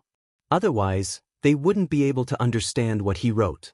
As a result, most of his books didn't sell well. Elder Yun faintly smiled.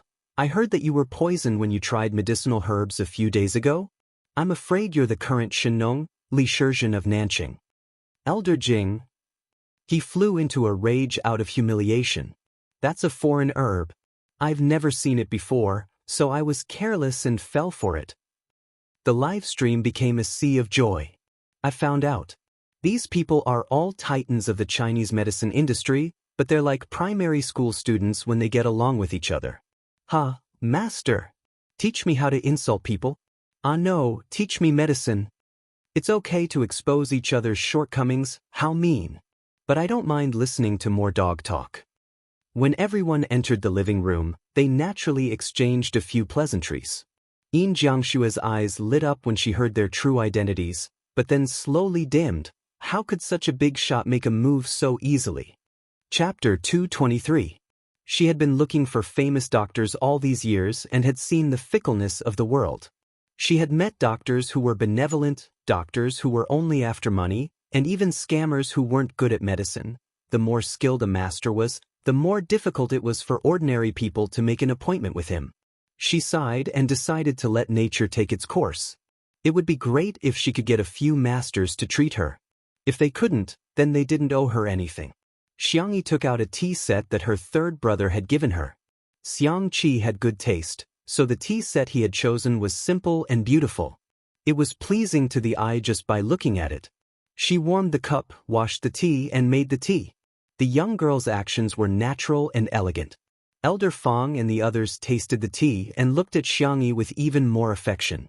It was as if they were looking at their own disciple. Elder Jing couldn't wait to ask, "Young girl, who did you learn your medical skills from?" Xianxia answered honestly, "My grandfather." Xianxia? Elder Jing frowned. He's quite good at medicine. He had Xianxia as his WeChat friend, but that old man always liked to show off how cute his little granddaughter was. It was very annoying, so he had blocked Xianxia a few years ago. Now that he thought about it, he regretted it so much. He had missed such a good seedling. Elder Yun took a sip of tea and said, "It's rare to hear you praise someone. I thought you were too short of vocabulary and had never learned any commendatory words." Elder Jing retorted, "Commendatory words are used to praise people." Elder Yun was speechless. Seeing that the two old friends were about to quarrel again, Elder Fong rubbed his forehead and said, "All right, don't forget about business." The two old men instantly shut their mouths and stared at Xianxia with burning eyes. The young girl instinctively shrank behind her brother. Xianxia lowered his eyes and drank the tea. The corners of his mouth curled up slightly. However, Shui seemed to have seen through something. He pushed his glasses up his nose bridge and asked with a smile, "How are you going to popularize medical knowledge?" "Our program team will cooperate fully." Elder Fong said faintly, "If we were to talk purely about theory, it would be too boring. I'm sure the young people in front of the screen wouldn't like to hear us talk about yin and yang, the 5 elements, evil energy, and cold energy. Therefore, we're going to use practical methods to convey it. Is there anyone present who is unwell?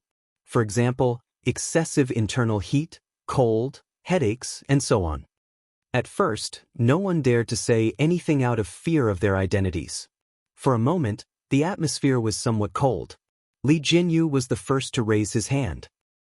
"I've been suffering from an oral ulcer recently. Can it be treated?"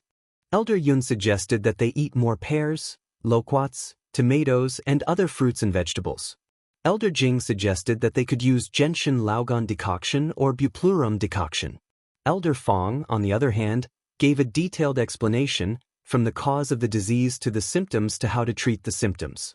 His explanation was easy to understand and fascinating. With Li Jinyu taking the lead, the other staff members also raised their hands. Yin Jiangxue was a little hesitant. What if she caused the masters to be flamed by the netizens? That was not what she wanted to see. Sheng Guang held her hand. "Madam, why don't we show the prescriptions to the masters?" Yin Jiangxue heaved a sigh of relief. That's good too. If the masters approved of Xianxi's prescription, she could just follow the prescription. Thinking of this, Yin Jiangxue handed over a prescription. Because it was folded and the paper was similar, she didn't realize that she was handing over the prescription that the doctor had given her. Chapter 224. Old Master Fong took the prescription from her. The three of them first took Yin Jiangxue's pulse, after which Old Master Fong opened the prescription and took a few glances at it. His brows furrowed. It was obvious that this prescription wasn't written by a young lady. He passed the prescription to Old Master Yun. Yin Jiangxue asked uneasily, "Old Master Fong, is it because of my body?"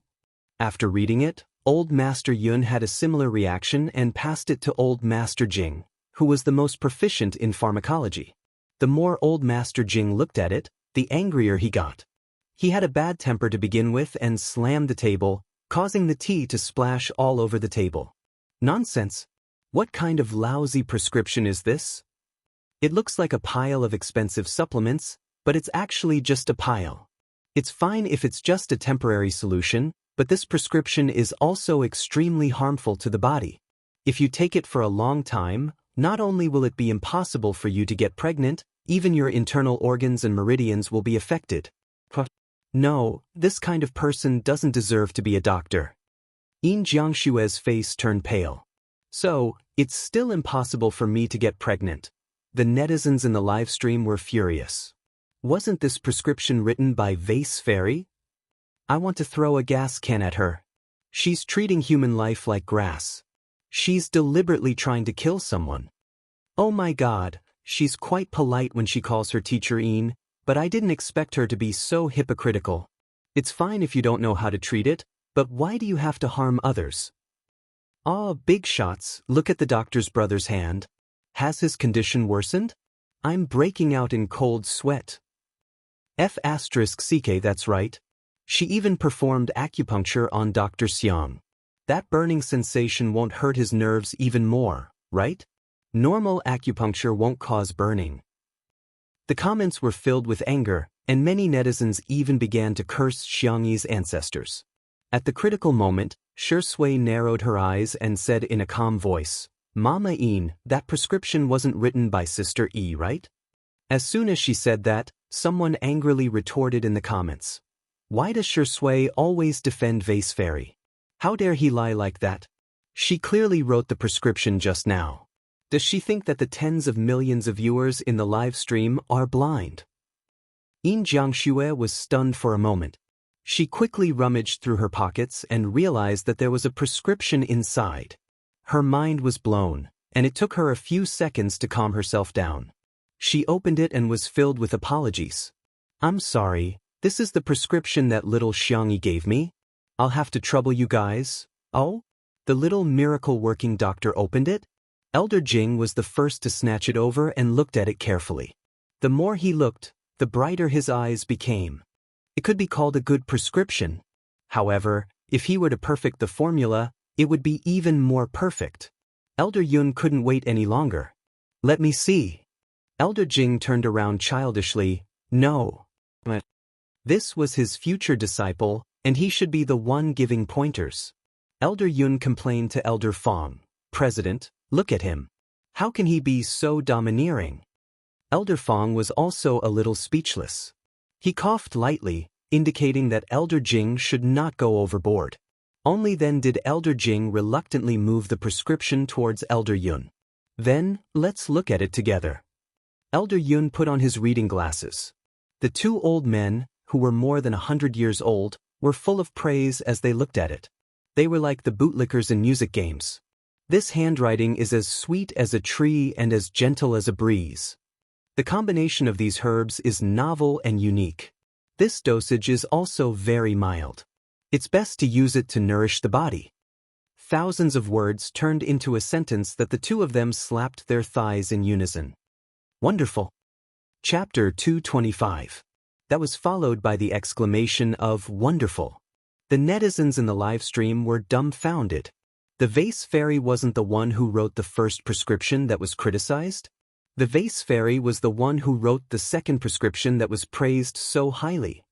Not only the netizens, but the executives of Muyao TV were also about to vomit blood. The number of viewers in the live stream of Two Under One Roof had reached 10 million. The executives also received news that many national brands had begun to contact Two Under One Roof. At first, no one was interested, but now, they were scrambling for sponsorship. It was said that the highest bid had already reached 50 million yuan in sponsorship fees. And a variety show could have multiple brand sponsorships at the same time. On the other hand, eating well for all 3 meals, which they spent hundreds of millions to invite Zhuyi and pop queen Jiang Yun, still had a lukewarm 4 to 5 million viewers. At the beginning, the idea of Two Under One Roof was proposed by Li Jianyu, and Li Jianyu was forced to leave. The station head's face was dark and cold as ice as he stared at a certain figure at the conference table. That person was the executive who defended Shen Mian and forced Li Jianyu to leave. Because of his actions, the station was now losing at least a few 100 million yuan. If Li Jianyu had stayed, wouldn't the success of Two Under One Roof now belong to Muyao TV? The station head flew into a rage and told the executive to get lost on the spot. He slammed the folder in his hand and questioned, "You found Zhuyi and Jiang Yun, for 100 million yuan? Why can't you find an artist like Xianxia? Isn't it just cooking, musical instruments, and Chinese medicine?" The deputy director sneered. "Then why don't you tell me how to find one? These things aren't something that can be learned in a day or two. Culinary skills are fine, but at the same time, musical instruments are rare. If you include Chinese medicine, aren't you just making things difficult for me? Even if we do find her, do you think that person will have the same conditions as the Xianxia family's manor? Can there be a high-tech farm that creates jobs for farmers like Little Rabbit Farm? Okay, let's say there is. But who can invite a famous director, an esports god, a designer who won the Muse Award, a popular boy band, a national treasure doctor, and a divine doctor at the same time? If you can do it, why don't you do it?" A series of questions caused the scene to be deathly silent like cicadas in winter. Is this woman crazy? The station manager was also stunned. He never thought that the woman who had worked for him for so many years would dare to talk back to him in public. "You're just a woman. Giving you the position of deputy director is already enough of a favor for you, yet you still don't know what's good for you." The station manager was furious, but considering her ability to work, he couldn't just fire her directly. He could only threaten her, "You're suspended without pay immediately and reflect on your mistakes. You're not allowed to come to work without my notice." The deputy director, Ruan Qing, sneered. She casually tore off the identity plate that she had treasured for many years and threw it on the table in a valiant manner. "I miss your mother. I quit." At this moment, in the manor's living room, seeing that his two old friends couldn't stop praising her, Elder Fong had no choice but to say, "Madam Yin, you don't have to worry. If you take good care of yourself according to this prescription, there's a possibility of you having a child. Forget it, I'll be more conservative with my words." He paused for a moment and felt a sense of pride. "There's a 99% chance that you'll have a child." Yin Jiangxue was pleasantly surprised. She sobbed and covered her face with her hands, crying tears of joy. Chapter 226. Sheng Guang was also a little moved. He raised his hand and hugged her. "Darling, that's great. You can finally fulfill your wish." Looking at the loving couple, everyone felt happy for them from the bottom of their hearts. In the live stream, "I'm not listening, I don't believe it, I don't believe it. What the F***CK? Vase Fairy's medical skills are so brilliant? She should be really amazing. After all, These people are all giants in the Chinese medicine industry. I'm just curious how the program team managed to invite them. Li Jinyu happened to catch a glimpse of that comment and thought to himself, I really didn't invite them. The big shots are the ones who came willingly. They don't even need to pay for their appearance. It turns out that pies can come one after another. Dr. Xiang who doesn't need money, the big shots of Chinese medicine who don't need money, and Hades who is paying for it. He was overjoyed and he was grinning from ear to ear. Elder Fong and the other two slightly modified Xiangyi's prescription.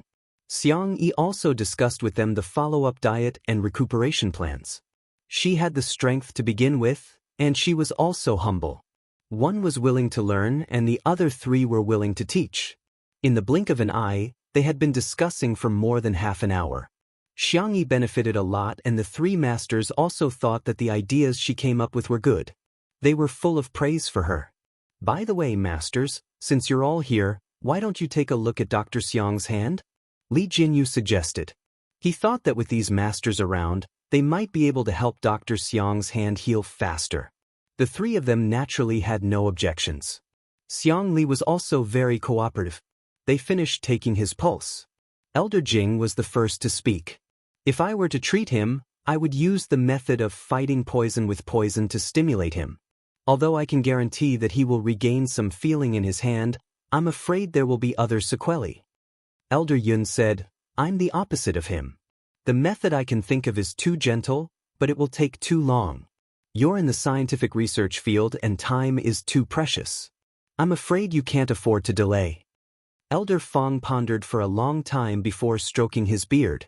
This world still belongs to the young after all. This acupuncture technique is something that old people like us can't think of. Even if we can think of it, we wouldn't dare to use it carelessly. I've heard of little Xiang's hand injury before.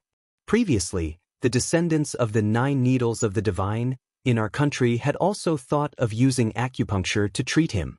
However, he was already old and was afraid that his hand would be unstable. The younger generation wouldn't be able to take over, so they didn't dare to do it and delayed it for a long time. Elder Fong spoke at a leisurely pace, like a kind grandpa telling a story. Everyone listened attentively. In the end, he suddenly changed the topic. Now that I think about it, it's actually a good thing. Because my little disciple's acupuncture technique is even better. It was even more ingenious. Moreover, it would solve the root cause. It's even more effective. Everyone? What the hell? Elder Fong, did you receive money to advertise? Elder Yun and Elder Jing. I thought you were the most honorable, but I didn't expect you to be the most shameless. Elder Yun said angrily, when did little Xiangyi become your disciple? He's obviously my disciple.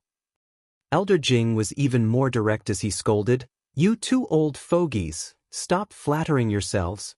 This is the disciple I've taken a liking to. Let me tell you, don't even think about snatching her from me. The three of them quarreled more and more fiercely. The two old grandpas who were almost 200 years old were about to fight. Xiangyi, she was quite confused. The netizens in the live stream were not only dumbfounded, but they were also stunned. Someone guessed weakly, are these three masters here to take in Xiangyi as their disciple? Chapter 227. Someone was dumbfounded. I thought that men would only fight over Xiangyi. I never expected that one day they would fight to take her in as their disciple. Someone even commented on the front line. F***CK. The Wuxia Traditional Chinese Medicine Association posted on Weibo that there were more than a dozen traditional Chinese medicine masters who were late because they couldn't get tickets for the high-speed rail. These masters are all here to take Xiangyi in as their disciple. One of the masters even publicly said that Elder Fong and the other two got a huge advantage because they were from Nanqing. The netizens were speechless. They never expected such a reversal. The vase fairy whom they looked down on was actually the target of all the traditional Chinese medicine masters. She wasn't the one begging to be their disciple, but the masters were begging to take her in as their disciple. Amazing! The netizens who had followed the trend to criticize Xiangyi seemed to have been enlightened and suddenly sobered up. Thinking about it carefully, did Xiangyi really do something unforgivable? She played the electric guitar for the brothers of C7 at the annual gala of Tomato Entertainment. At Mingxi Boys High School, she had cooked a heartwarming meal for the children who had suffered so much. She had even uprooted the prison that was the source of all evil.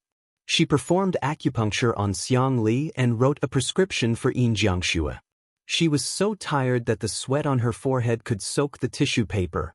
Looking back at the negative comments that they had posted, these people suddenly felt a little upset. She seemed, not only did she not do anything outrageous, she was actually a nice girl. However, there were also people who couldn't forgive her, especially the blogger, Noob Baldy PhD, who posted on Weibo. Xiang Yi, have you apologized to Dr. Xiang today? No, smiley face. He had a lot of fans to begin with and was very influential. As soon as he posted on Weibo, many people were enraged and flocked to the livestream. Wow, she's cleared her name just like that? Isn't it her duty to treat Dr. Xiang? After all, if it weren't for her, Dr. Xiang wouldn't have gotten injured. Huh, didn't you hear that the masters know her grandfather? She's a second-generation doctor. Who knows if the masters are here to support her on account of her grandfather? Once these words were spoken, they didn't get the same response as they did in the beginning. On the contrary, Xiang Yi's fans and Untimely Couple's fans stepped forward. How do you know she didn't apologize?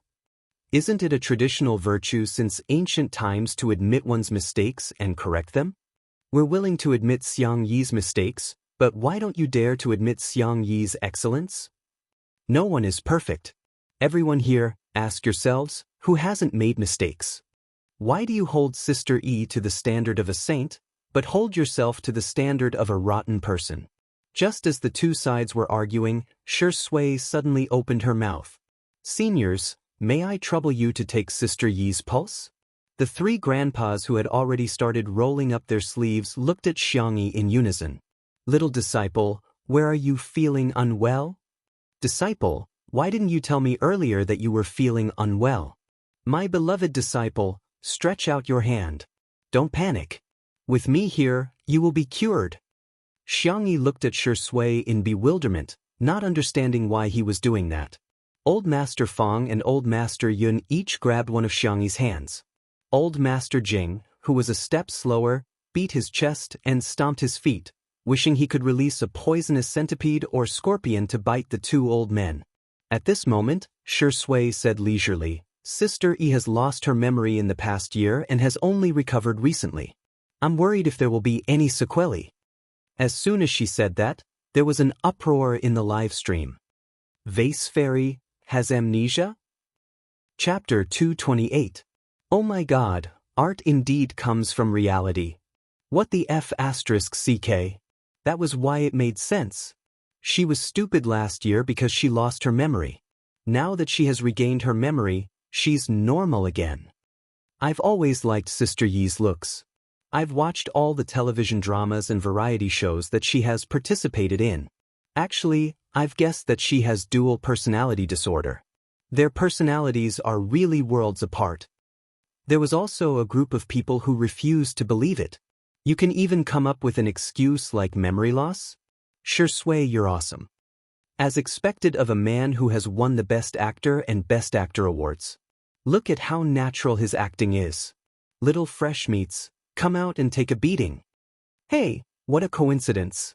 Not only did she lose her memory, she even selectively lost her memory. She can even recover after losing her memory. I'm impressed. Next time, she might as well say that her soul was possessed. Elder Fang and Elder Yun were extremely cautious and serious when taking her pulse. After a long time, Elder Fang said, judging from your pulse, your body is indeed still a little weak. You shouldn't work too hard in your daily life. Before he could finish, Elder Yun interjected, my dear disciple, you need to nourish your body well. Why don't you come back to the medical center with me and eat supplements for a few years? I guarantee that you'll recover from all your illnesses. Everyone was speechless. Supplements aren't supposed to be taken on a daily basis. Since when are they supposed to be taken on a yearly basis? Also, isn't it too natural for you to call me your beloved disciple? Elder Jing was displeased. Who are you looking down on? Our family may lack everything, but we don't lack good food for our little girls. My dear disciple, come with me. You'll have plenty of ginseng, bird's nest, and snow lotus.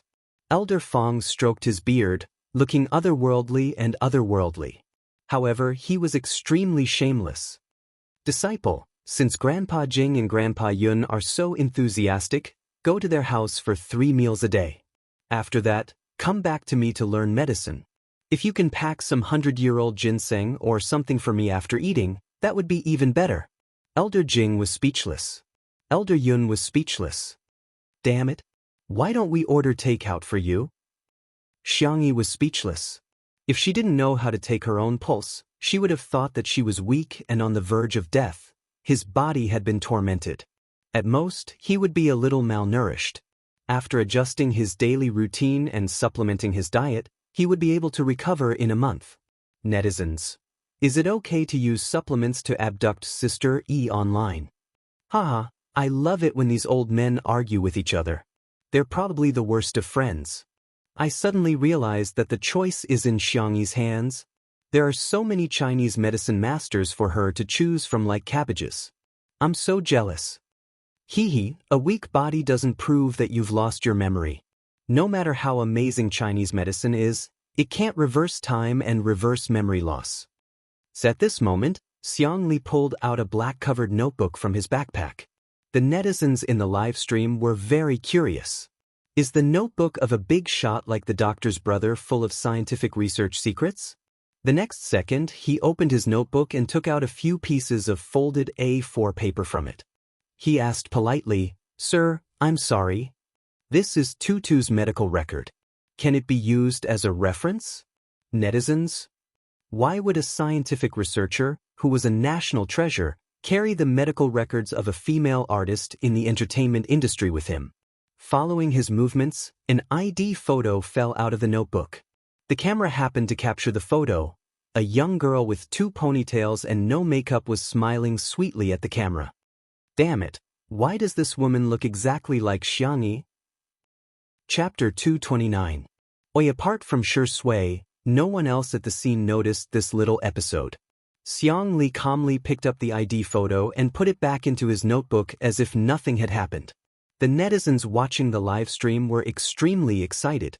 Does Xianxia fancy Xianxia? I think Xianxia doesn't look at Sister E the way a man looks at a woman. Instead, it's the way a brother looks at his sister. Speaking of that, I, a fan of the untimely couple, can't help but say that Shui is staring at his wife like a maniac today. The 3 masters studied Xianxi's medical record. Amnesia is a disease caused by trauma to the brain. One's consciousness, memory, identity, or normal integration with the environment are all damaged. Old Mr. Fong frowned and said, "At present, there are no clear treatment measures for amnesia, and acupuncture therapy is not very mature either." Old Mr. Fong continued, "However, since she can recover, it means that her condition is improving. She just has to pay more attention in the future and slowly recuperate." With the medical record as evidence and old Mr. Fong's statement, the public opinion in the live stream was completely reversed. So it's because of amnesia? It's been so hard on Xianxia. She's taking the blame for herself. No wonder her personality is so different. When she lost her memory previously, she was really annoying. Now that she has regained her memory, she's quite adorable. Many netizens had accepted the fact that Xianxia had lost her memory for a year. However, there were also some who couldn't accept it. They've really put in a lot of effort to clear Vase Fairy's name. Even if she has amnesia, she's still the same person. It means that she's just pretending to be gentle on the surface. She's subconsciously AB***. TSK. After a murderer kills someone, can he also say that he killed someone because he lost his memory and shouldn't be responsible for it now that he's awake? In the manner, Xianxia naturally put his arm around Xianxi's shoulder and thanked old Mr. Fong and the others. "Thank you so much, seniors." Xianxia twisted her neck stiffly and looked at him in disbelief. Xianxia suddenly flicked her forehead and said, "I'm sorry, it's my fault." Why is Xianxia apologizing to me? It's my uselessness that caused our Tutu to be misunderstood. If I was a little stronger, I wouldn't have hurt my hand. Xianxia panicked. No, it's because… She suddenly froze, not knowing how to explain. Xianxia tried to smooth things over. When you lost your memory, your mind was like that of a toddler. If I didn't save you, the consequences would have been unimaginable. You were scared out of your wits at that time. I didn't take those words to heart. I've never regretted saving you. Everything was a rational choice. I hope you won't blame yourself for it. It's just a hand. It's not as important as your life. He said it casually, as if the suffering he had suffered in the past year was nothing at all. Xianxi's eyes reddened. Second brother. Was he going to take all the responsibility on himself? The netizens in the live stream were also stunned. No way, right? Is Dr. Gidge so lovey-dovey? The next second, don't cry. His tone was helpless and gentle as he gently rubbed his finger against the tears at the corners of her eyes. Coaxing you is much harder than solving problems. Others may think that you're a bad person, but in my eyes, our Tutu is the best sister in the world. Chapter 230. After a few seconds of silence in the comments section, a dizzying barrage of pop-up comments flooded in. Brother? Biological brother? This is going to be the hottest topic of the year. I told you they're biological siblings. Exactly, Xianxia and Xianxia sound like they're family. Stop trying to be wise after the fact. You guys were the ones who scolded them the most just now. How pretentious. Were you born in a plastic bag? All the clamor seemed to have been paused. Xianxia raised her little face and stared at her second brother in front of her in a daze. Tears welled up in her eyes and she tried her best to hold them back. However, the moment he coaxed her, tears welled up in her eyes. She was actually really not that strong. In front of outsiders, she could remain calm no matter how aggrieved she was. However, in front of her brother, she couldn't keep her cool at all. As soon as his sister started crying, Xianxia immediately panicked. He was indeed not good at coaxing girls. All he knew was to pat her back clumsily, again and again, patiently and gently. Shui remained silent and turned to the side to block the camera for her. However, she didn't disturb her and Xianxia. Do you want some candy? Xianxia asked as he took out a milk candy from his trouser pocket. Shui was speechless. Looking at the familiar brand of milk candy, his eyebrows twitched. Is giving out candy a coaxing technique that's been passed down in the Xiang family for generations? Xianxia sobbed and said, I just want to cry. As soon as she spoke, the hearts of the fans in the live stream melted. I declare that from now on, I'm a mommy fan. Damn, Sister E is so meek in front of her brother. I really want to rub her in. I understand, Xiang. I'm in the advertising industry and I can smile even when I'm scolded by clients and leaders every day. However, whenever my mother calls me and asks if I've eaten, I cry. On the other hand, the blogger named Noob Baldy PhD immediately deleted several long Weibo posts that berated Xianxia. In front of the screen, he felt extremely guilty. He was not a fan of Dr. X at all. He had deliberately pretended to be a fan of Dr. X and was just trying to attract more traffic. After those few Weibo posts, his Weibo had gained hundreds of thousands of followers. It was even more than the number of fans he had accumulated over the years of running Weibo. In this era where traffic could be converted into cash, this meant that his Weibo could receive more promotions and earn more money. He originally thought that he was quite smart, and the feeling of standing on the moral high ground to judge others was really too good. Who would have thought that Xianxia was Dr. X's biological sister? In this way, his indignant denunciation had all become a joke. Dr. X and Xianxia were both so busy, so no one would argue with him, right? Thinking up to this point, Baldy decided to get lucky and registered a Smurf account. Since the number of views on the anti-celebrities Weibo was so high, why would he still want to be a campus tree hole blogger? 10 minutes later, the wind at dusk was chilly, and everyone was cooling off in the pavilion of the manor. Xianxia had already gotten a grip on her emotions. After calming down, she felt a little embarrassed. She actually cried in front of so many people.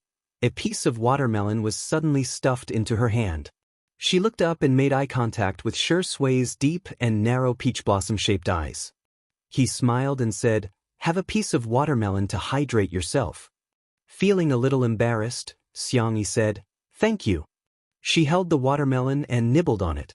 Little did she know how excited the fans of the couple were. Shui cut the sweetest part of the watermelon and gave it to Sister E. Rounding it up, this was the wedding candy. Open your mouths and eat the candy. Chapter 231. Mommy, I'm so jealous. Sister E looks like a little bunny when she's eating the melon obediently. Just now, Shui blocked the camera for Tutu. Previously, he also blocked the camera for Tutu when she was sad. This man is really considerate. What the hell is a big cotton padded jacket? Are you trying to make me laugh to death so that you can inherit my emoji package? At this moment, the top cultists collectively went out to fight, refusing to let go of any candy. Although there were still some haters, they were soon drowned out. Elder Fong and the other two took a tour of the manor and were about to leave, but they smelled the aroma of food wafting from the kitchen. Elder Yun was proficient in the art of food therapy. After smelling a few Chinese herbs, he clicked his tongue and said, "Since my beloved disciple is making medicinal cuisine, I'll force myself to stay for dinner." The netizens were dumbfounded. "Sorry, Grandpa, you don't look like you're forcing yourself to stay. You look like you're very willing." Elder Jing sneered. "She's obviously my obedient disciple." Seeing that the two of them were about to argue again, Elder Fong suddenly said, "Why don't we accept her as our disciple together? Wouldn't that be perfect?" Elder Yun thought for a few seconds and said, "I'll think about it." Although Elder Jing didn't agree, he didn't argue, which was rare. However, the netizens in the live stream didn't think much of it. They thought that Elder Yun and Elder Jing were just giving Elder Fong face and didn't turn them down directly. As the dishes that Xianxia had prepared were served one after another, the number of viewers in the live stream of Two Under One Roof also increased. The foodies had arrived. Countless people had prepared their meals or ordered takeout, accompanied by drinks and snacks. They were all staring at the screen and swallowing their saliva. Braised pork with thick oil and red sauce, tender and glossy steamed pork ribs with garlic, light and delicious fish head tofu soup. There were vegetarian dishes, dry-fried mushrooms, cold shredded bamboo shoots, and so on, which filled the entire table.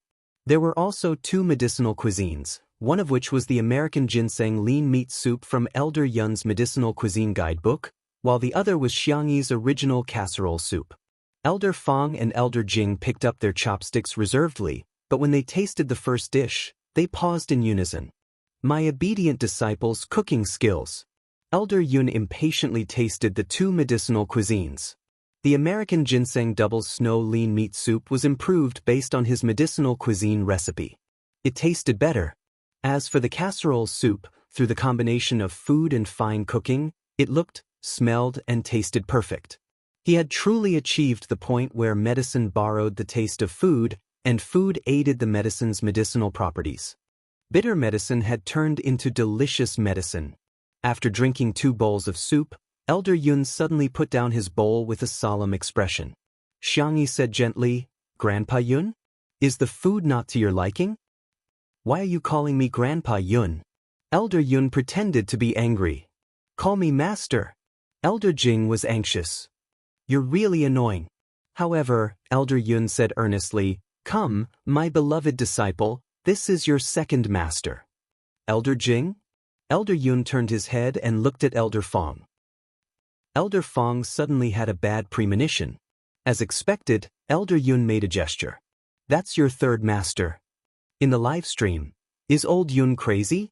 How can he accept a disciple like this?" "That's right, other people have a master with a few disciples. How can there be a few masters with a disciple? Damn, Elder Yun is probably tricking others." Elder Jing and Elder Fong are such proud people, especially Elder Jing, who has a bad temper. He'll definitely refuse. In the next second, Elder Jing, who had never said anything good in his life, held back for a long time before saying, "Old man, you're really likable." The netizens? Chapter 232. Fong Lao picked up a piece of red braised pork with his chopsticks. The thick sauce wrapped around the pork, and the juices splashed out when he took a bite. The sweet and fresh taste permeated every bit of the meat. He squinted his eyes in satisfaction and enjoyed it for a moment before he said slowly, "You're right. In terms of age, I'm the oldest, so you should call me master. Second brother, third brother, you should call me eldest brother." The netizens? But. Why did Elder Fong, the president of the Chinese Medicine Association, fall for her? Xianxia, who suddenly had 3 masters, was speechless. The girl didn't know whether to laugh or cry. Grandpa Fong, Grandpa Yun, Grandpa Jing, although I'm very interested in medical skills, I'm afraid I don't have time to learn recently. Since she had promised to record 2 under 1 roof, she had to do what she said. Otherwise, it would make things difficult for Shui and Li Jianyu. Elder Jing looked around and said, "The scenery here is beautiful and the air is pleasant. I can stay here and teach my beloved disciple some medical skills." Elder Yun, "Yes, it's quiet here and suitable for meditation." Elder Fong, "Little disciple, you won't dislike me, right?" Sigh, "We're old men, it's inevitable that people will dislike us." Xianxia hurriedly said, "That's not what I meant. Grandpa, you can stay as long as you want. I'm just afraid that I won't be good enough and will let you down." Elder Fong had been waiting for her to say that. He winked at his entourage and someone immediately brought over a brocade box and respectfully placed it in front of Xianxia. Xianxia opened the box to see a piece of high-quality ginseng inside. At a glance, it was at least a few decades old wild ginseng. "Grandpa Fong, I can't." Xianxia wanted to decline politely, but she heard Elder Fong say calmly, "It's a gift for you. You can eat it as a snack. It's not something expensive." The netizens? Eat ginseng as a snack? I'm kneeling to the big boss. Those who don't know better would think he gave her a carrot. I've seen a ginseng of similar size sold for 6 figures. Elder Yun also had someone bring over a gift, a box of Tianshan snow lotus. Before Xianxia could open her mouth, he calmly said, "Don't be so courteous with your master. Drink the flower tea to dispel coldness, remove moisture, and beautify your complexion." The netizens were speechless. Snow lotus, flower tea. Forget it, I'll turn my mic off. Only Elder Jing's eyes widened like copper bells. These 2 scheming old men. You actually prepared a greeting gift behind my back. He had never fawned over anyone in his entire life, and he didn't know the ways of the world. How could he have thought of bringing a greeting gift for his obedient disciple? Seeing the little girl's flattered look in front of the ginseng and snow lotus, Elder Jing's heart ached. What kind of good thing was this? What was there to be at a loss about accepting such a small thing? The old man snorted and took out a card from the pocket of his tang suit. "Here, swipe whatever you want to eat at our restaurant." The card he pulled out was the Ji Shi Tang Pharmacy's nationwide internal card. Netizens commented, "At this moment, old Jing looks like the overbearing grandfather of the overbearing Xiao in novels." Elder Fong. Elder Yun. "Oh no, I've been outdone." Elder Jing put his hands in the pockets of his tang suit. He first glared fiercely at Elder Fong and Elder Yun, then looked at Xianxia and smiled childishly. Chapter 233. Xianxia did not want to dampen their spirits, so she had no choice but to accept the gifts from her grandfathers. Oh no, her masters. She thought to herself that she would give them a suitable gift in the future. Seeing that the young lady had accepted the gifts, the 3 masters heaved a sigh of relief. This meant that the young lady had acknowledged them. The atmosphere at the dining table became more harmonious. Suddenly, there was a strange sound coming from the depths of the garden. Xianxia was about to check it out when she acutely noticed that a few agile shadows had emerged from the dark. The nature of Xiang Li's work was special, and Elder Fong and the others were influential masters in the field of traditional Chinese medicine. Simply put, the only thing the manor lacked today was the bodyguards of these big shots. Soon, more than 10 boys with dusty faces were carried over as if they were little chicks.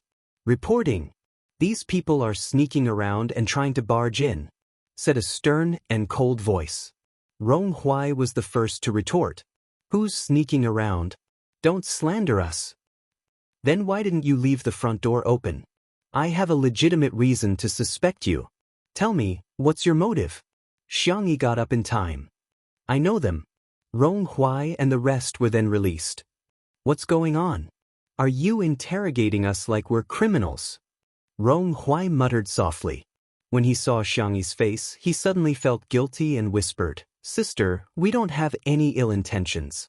We just wanted to come and see you before we leave. After a few hours of construction work, Mingxi Boys High School was almost done.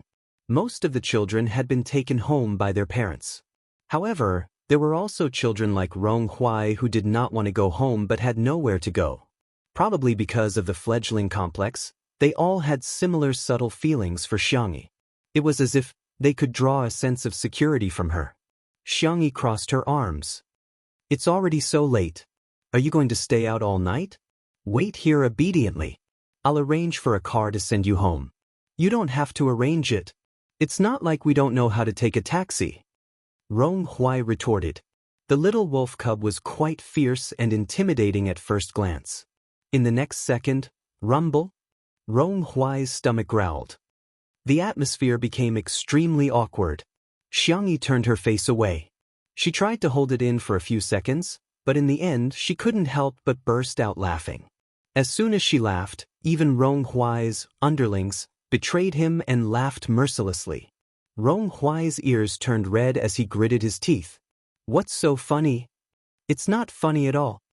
Little did she know that the netizens in the live stream were laughing like crazy. Ha ha, incompetent rage. Little brother must be shy. He wants to see Sister E bully him. Seconded. Although I like E who is meek and gentle in front of her brother, I like E even more when she's cool in front of her brother. Xianxia finally managed to control her expression. Ahem, you didn't have dinner? A child in the crowd said shyly, this place is too remote. There's no place to eat nearby. When Xianxia heard this, she said helplessly, then we'll leave after we finish eating. Go to the tool room and get a stool for each of us to sit here. Rong Huai recalled how tired she looked when she was cooking in the afternoon and immediately panicked. Who wants to eat your cooking? I don't want to eat at all. Someone behind him said, but you ate 8 buns made by Sister for lunch, and even poured out the last few drops of seaweed and egg drop soup. Rong Huai yelled, oh, shut up. Chapter 234. He turned around and met Xianxi's smiling eyes. Rong Huai tugged at his pants and said in a low voice, it's not that I ate too much, it's just that the buns you made are too small. It's so small that it's gone in 2 bites. What's wrong with eating 8? Xiangyi's eyes were clear, as if they were filled with clear moonlight. She smiled and said, it's okay to eat a little more. You'll only grow taller if you eat more. Hearing her words, Rong Huai quietly straightened his back. With so many people around, there definitely wouldn't be enough for dinner, and it would take more time to cook something else. Xianxia thought about it and asked, can we have barbecue? I'll go prepare the ingredients, and you guys can barbecue yourselves. The group of children obviously had no objections. After a while, Xianxia came over with a few plates of meat. Rong Huai and the rest also brought out the barbecue rack and small stools from the tool room. They lit up the smokeless charcoal and brushed oil on the barbecue pan, after which they could start barbecuing. The pork belly, mutton, and beef were cut into thin slices and cooked in a short while. They were then brushed with Xiangyi's barbecue sauce. If they wanted to eat spicy food, they could even roll it in chili powder and stuff it into their mouths. This taste was awesome. Looking at these young and lively youths gobbling down the meat, the carefree Xianxia felt a lump in her throat. She leaned on her husband's shoulder and whispered, this is great. Children should eat well. Sheng Guang held her hand gently without a word. Shi Sui and Xiang Li sat next to each other. Sister E is so nice, Shi Sui said. Xiang Li snorted and said, my tutu is nice to begin with. Touch one? It had to be said that Shi Sui had a firm grasp of the Xiang family's personalities. For example, Xiang Li seemed to be intelligent and flawless, but in fact, he was especially fond of alcohol. However, due to the nature of his job, he couldn't drink often. Hence, although Xiang Li was very displeased with Shi Sui, she toasted with him. Shi Sui lowered her eyes and drank the wine. The corners of her mouth curled up slightly, and there was a trace of a triumphant smile in her eyes. She raised her hand and turned off the microphone. She deliberately lowered her voice and said in a lazy and magnetic voice, "Second brother-in-law, since you've drunk the wine, when do you think it's appropriate for me to deliver the betrothal gift?" Xianxia. You want to marry my tutu? Xianxia also turned off the microphone and sneered, "Do you think I'm dead?" Shui looked into his eyes. His long and narrow peach blossom eyes curved outwards. He always looked very affectionate when he looked at others. He was very good at acting innocent and pure. "Then, it's not impossible for Tutu to marry me." Xianxia. F*CKU. Have some shame. He had never seen such a shameless person. In fact, Shui knew that she couldn't hide it from Xianxia, so she decided to come clean. Xiangqi had a chance to see his feelings for Xianxia when they met. As for Xiangfeng, with Xiangfeng's IQ, he would probably only be able to see it on the day of the baby shower. A slender figure appeared next to him. It was Xianxia who had returned from preparing the ingredients. Shui chuckled. "Thank you for your hard work." "It's nothing. I just cut some meat." They washed the vegetables themselves. Xianxia suddenly stood up and patted Shui on the shoulder. "Change seats with me. Bastard, don't even think about coveting my sister." Shui kindly changed seats with him. Soon, Xianxia began to tease his sister. "The kid you were talking to just now was quite handsome." Xianxia. "Fortunately, brother, you're the most handsome." Xianxia raised the corners of his mouth. Then he lowered them and asked a question. "Then, who's more handsome, me or Shui?" Xianxia. Chapter 235. She was obviously hesitating. When her cherry lips moved slightly and she was about to speak, Xianxia sneered. "Is this something that you need to hesitate about? Shouldn't she immediately blurt out that her brother is the most handsome person in the world? I just think that you two are both handsome in your own ways."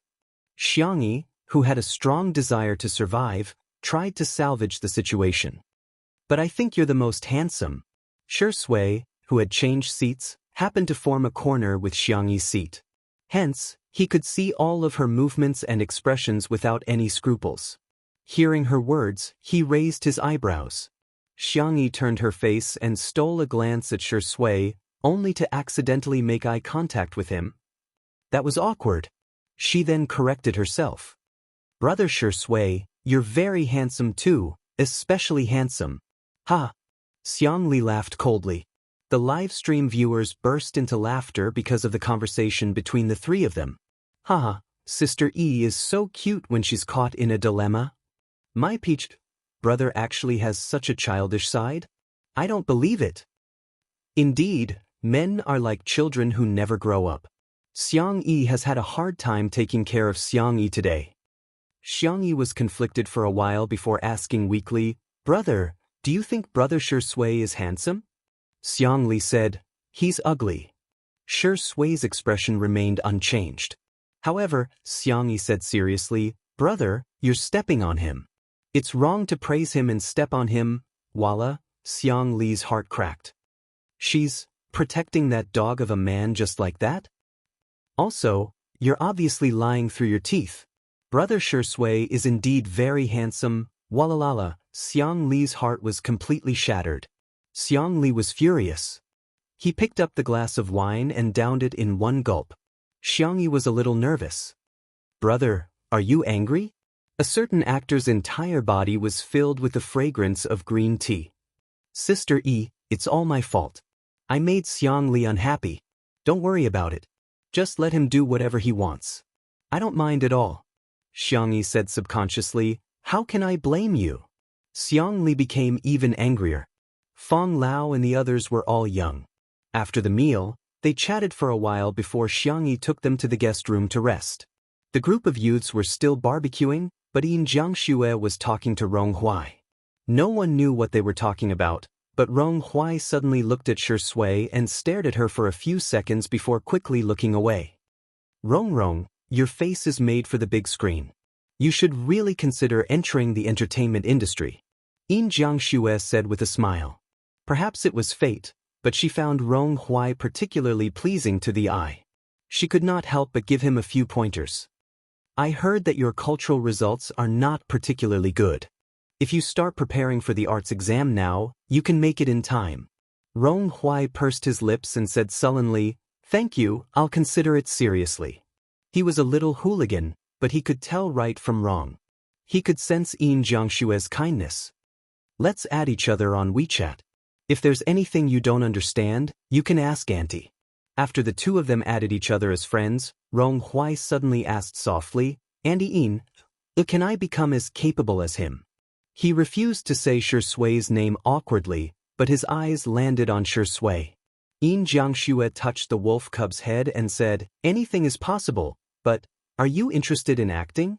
I can recommend a few schools to you then." Rong Hui did not answer, but he already had an answer in his heart. He just wanted to be closer to someone, just a little closer. Until standing at a position where he could stand shoulder to shoulder with her. Chapter 236. It was getting late at night. Xianxia came out of the villa, only to find that the courtyard was still too dark with only a few street lamps and the lights from the production crew.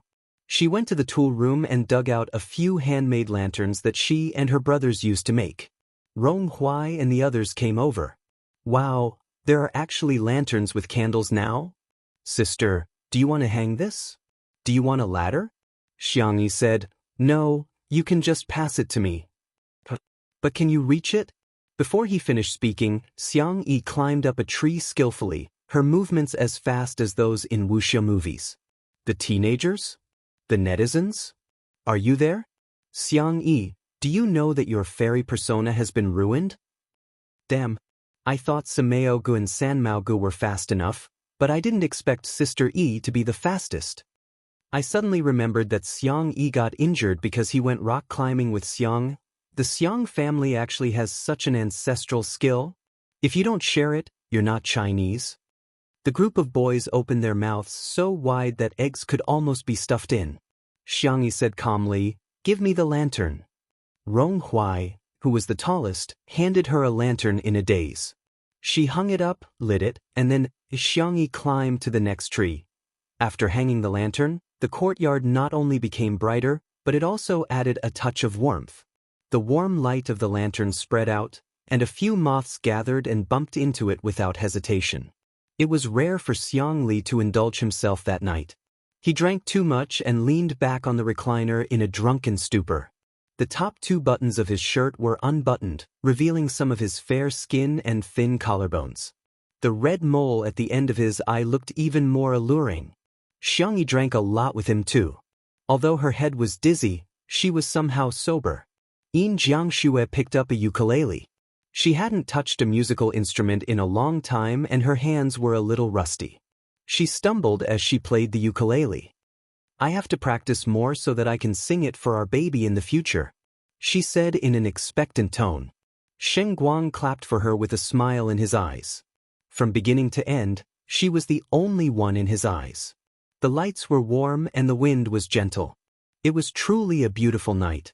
It made one's heart soften. After Xianxia finished playing a song, she wanted to put the ukulele back, but Xianxia took it. She plucked the strings a few times and adjusted the tuning slightly. Rong Hui and the others' eyes lit up. The group of little brats didn't even bother to eat the meat as they eagerly surrounded the pavilion.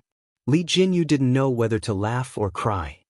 Hey, you guys are blocking Sister Yi's camera." The children were laughing and joking, pushing each other and chasing each other away. They quickly made way. In the live stream, is Sister Yi going to sing? Boo-hoo, these kids are like two different people from the day.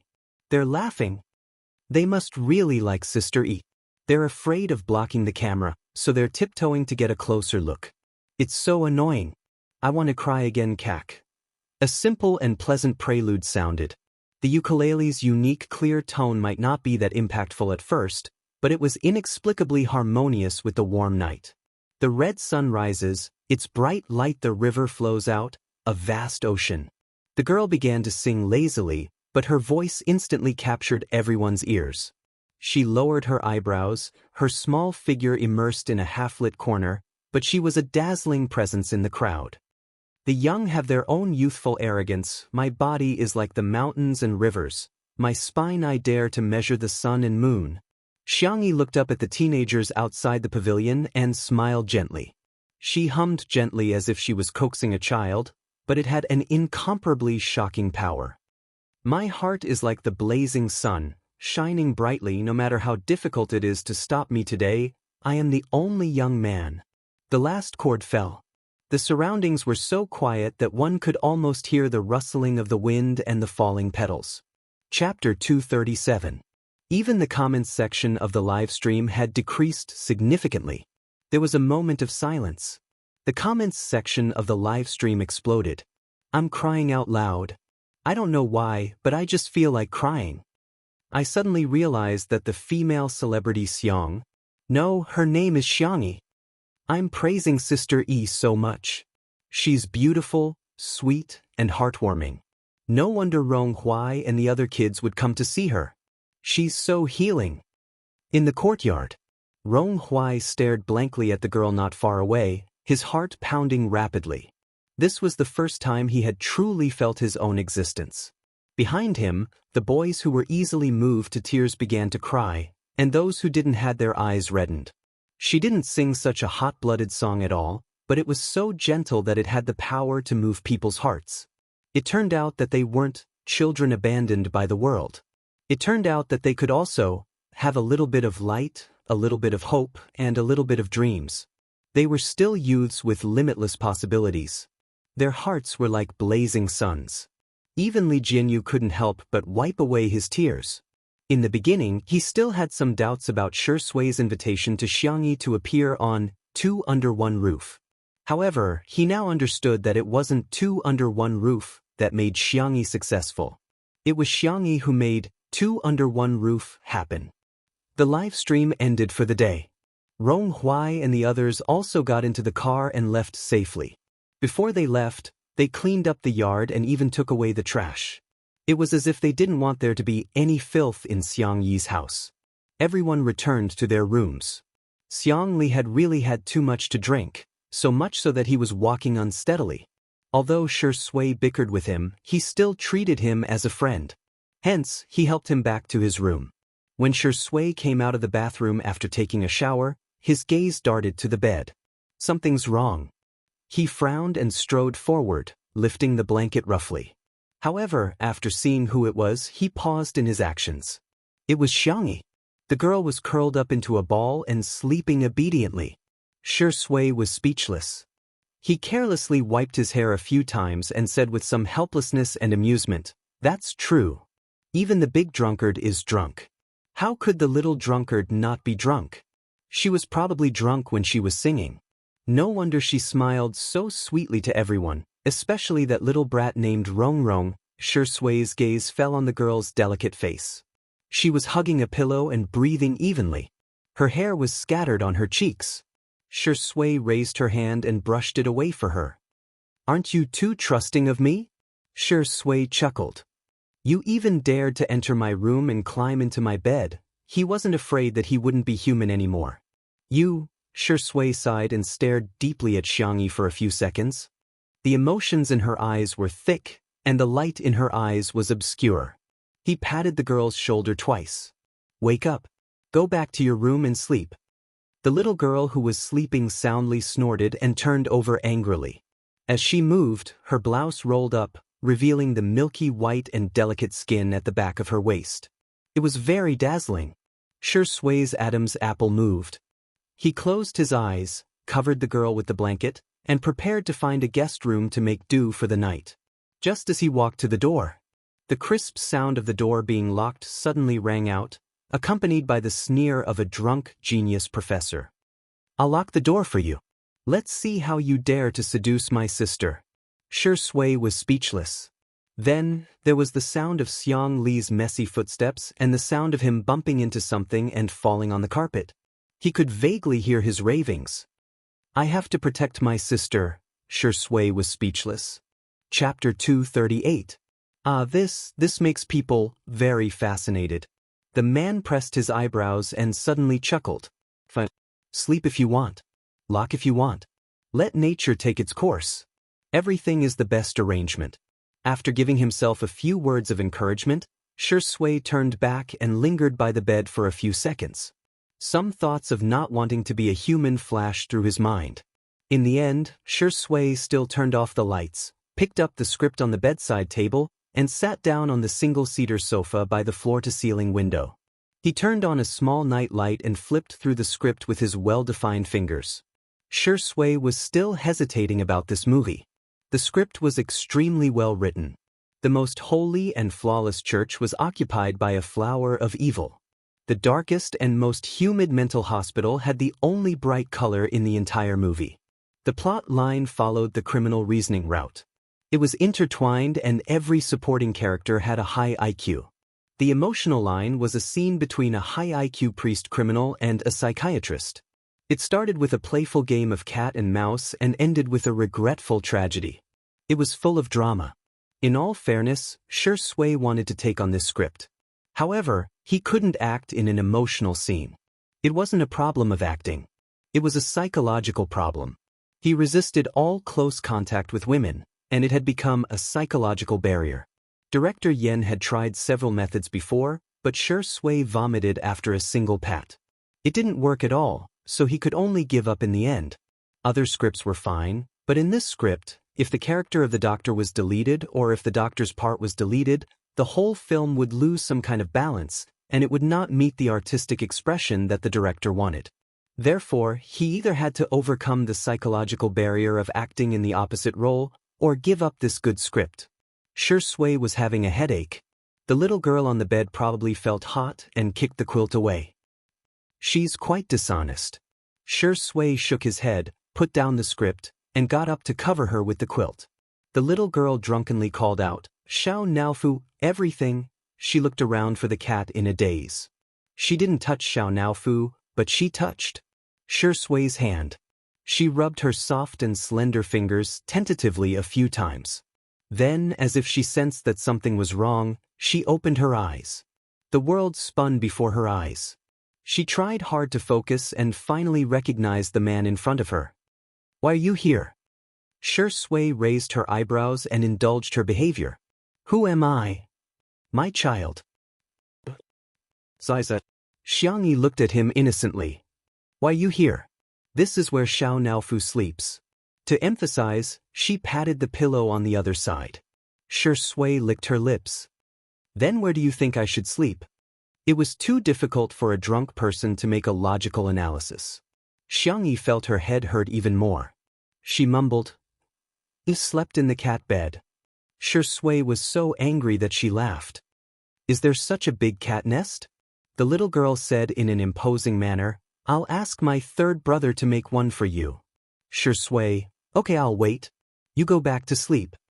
He leaned over to pick up the quilt, but the girl was lying on the edge of the bed.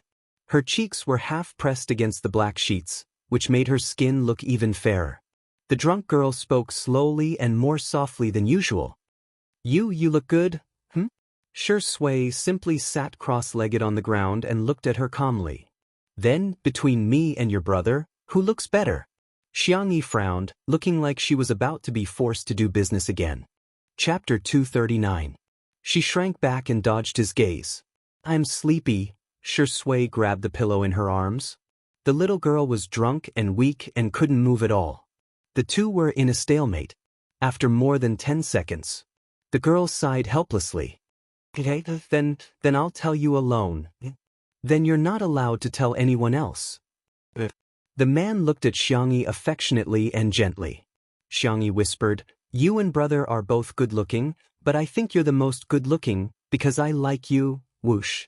The ambiguous atmosphere fermented uncontrollably in the air, and the room seemed to have heated up, adding a sense of irritation. Shui raised his hand and rubbed the back of the girl's neck. He coaxed, "Say it again." Xianxia was drowsy. She murmured in a soft voice, "I'm really sleepy. You said you like me." After a pause, the man smiled. "You even said you want me to be your boyfriend." Xianxia protested softly, "I didn't. I said I like your face." Her mouth was sealed by the man's palm, and her soft lips were pressed against his warm palm. The girl blinked her long eyelashes. "I'll think about it and give you an answer." Shui looked like he was in a difficult position. TSK, you don't know how popular brother is. There seemed to be something wrong. However, Xianxia was too sleepy. Her eyelids drooped, and she mumbled a few words before falling asleep. Sui's deep eyes were mixed with dark emotions. His clear Adam's apple bobbed visibly. His gaze lingered on the girl's lips for a few seconds. He rubbed his fingers against them and smiled. What should I do? Brother really doesn't want to be a good person. The sky was slightly bright and the morning stars were sparse. Xianxia gradually regained consciousness, but she felt a faint headache. She sat up and habitually rubbed Xiao beside her pillow. It wasn't the usual fluffy and warm feeling. Instead, Xianxia's eyes widened, and she was no longer sleepy. How could it be Shui? With a guilty conscience, she tried to quietly withdraw her hand, but her wrist was firmly grasped. Then, Shui slowly opened her eyes and squinted at her lazily. Don't panic, it's just a small matter. Ah, like hell. However, Xianxia had been through so many worlds. She was mentally strong. She said calmly, "Good morning." She thought that as long as she was calm enough, Shui would be the one panicking. Unexpectedly, the man's voice was tired and hoarse, soft and light, like a feather that tickled her heart. "Good morning. Sister, why are you in my room? Are you still on my bed?" Xianxia had an inexplicable feeling that she was a scumbag who didn't take responsibility after defiling the other party. Ahem, if I say that I'm here to tuck you in, would you believe me? Shui raised her eyebrows. Xianxia felt guilty and uneasy. After a while, Shui let go of her wrist as if believing her. I see. I'm really a little genius with quick reflexes. Xianxia smiled. Then have a good rest, I won't disturb you. She jumped off the bed and didn't even bother to put on her slippers. Her fair feet stepped on the wooden floor as she hurried out. Shui rested her chin on her elbow and looked at her with a half-smile. Xianxia turned the doorknob, she didn't turn it. She froze, but the man's slightly flustered voice sounded behind her. It's just a blanket, is there a need to lock the door? Sister Yu, what are you going to do to me? Chapter 240. Xianxia was completely dumbfounded. At the thought of her uncle Xiang Feng singing in a tree when he was drunk, a look of horror appeared in her eyes. Did she also get drunk and go crazy? For example, breaking into Sui's room and taking advantage of him sleeping. What did she do last night? If you like Big Brother, you can just tell me. Shui sat up straight and slowly put on his glasses. You don't have to be so scheming. Xianxia. She turned her head and found that Shui's pajamas were in a mess and he looked aggrieved and helpless. Xianxia hesitated for a few seconds, then silently stepped forward and covered Shui with a blanket. Shui raised his eyebrows. Huh? Do you want to go take a shower? Xianxia recalled the romance novels she had read with Xiao when she was bored. Although you may not be clean anymore, please don't cry, okay? I will be responsible for you. Let me think about it. The development of this matter was beyond Shui's expectations. He lowered his eyelashes to hide the smile in his eyes and replied, Then I'll go take a shower. In the living room. When Xianxia woke up, he was in a daze. He fumbled around and found his glasses, only to realize that he was in his room. He seemed to have fallen last night and the bodyguards had sent him back. Thinking of his perfect lock, the corners of Xianxia's mouth curved up. As expected of me. The next second, the phone next to his pillow vibrated. He picked it up and saw that it was a message from his sister. Tutu, brother. Tutu, brother, I did something wrong. What should I do /cry. Xianxia frowned and typed with one hand. Don't cry, speak slowly. Tutu, I drank too much last night and walked into the wrong room /cry. Seeing this, Xianxia suddenly had an ominous feeling. Where are you? Buzz, Tutu, I'm in Brother Shui's room, Xianxia. He threw off the quilt and rushed to Shui's room. The door was still locked, but he had no time to look for the key. He called for his bodyguards and used brute force to break in. Xianxia was startled by the noise, and her phone almost fell to the ground. Xianxia was furious. He grabbed his sister's wrist and walked out. Just then, the bathroom door opened. Shui was only wearing a pair of black sweatpants. His body was well-proportioned, with broad shoulders and a narrow waist. His abdominal muscles were well-defined, and his V-line lines snaked into the black pants. As he dried his hair, the smooth muscles of his forearms became more and more obvious. The man blinked his peach blossom eyes and dragged his voice. "Sister E, I'm done. Have you thought about it?" Xianxia roared. "Put on your clothes. What kind of scandal is this?" Only then did Shui slowly pick up the thin sweater on the shelf and put it on. He stared at Xianxia, looking innocent and pitiful. "Xianxia. Brother Tingrui, don't be so fierce. You'll scare him." Xianxia was so angry that he almost vomited blood. "You're still protecting this B***starred. Shui leaned against the door frame. Part of his sweater had slipped off, revealing his collarbones and protruding Adam's apple. He blinked innocently. "Huh? Didn't Sister E lock the door? Tsk, I wonder who did it?" Xianxia. Of course, he couldn't admit that he did it. Otherwise, he would turn from a genius brother to a fool brother in front of his sister. Xianxia tugged at her brother's sleeve and whispered, "Brother, I don't know who locked the door, but I think I took advantage of him." Xianxia. Xianxia looked pitiful. "How can I take responsibility for it to show my sincerity?" Xianxia. "You even tricked my tutu."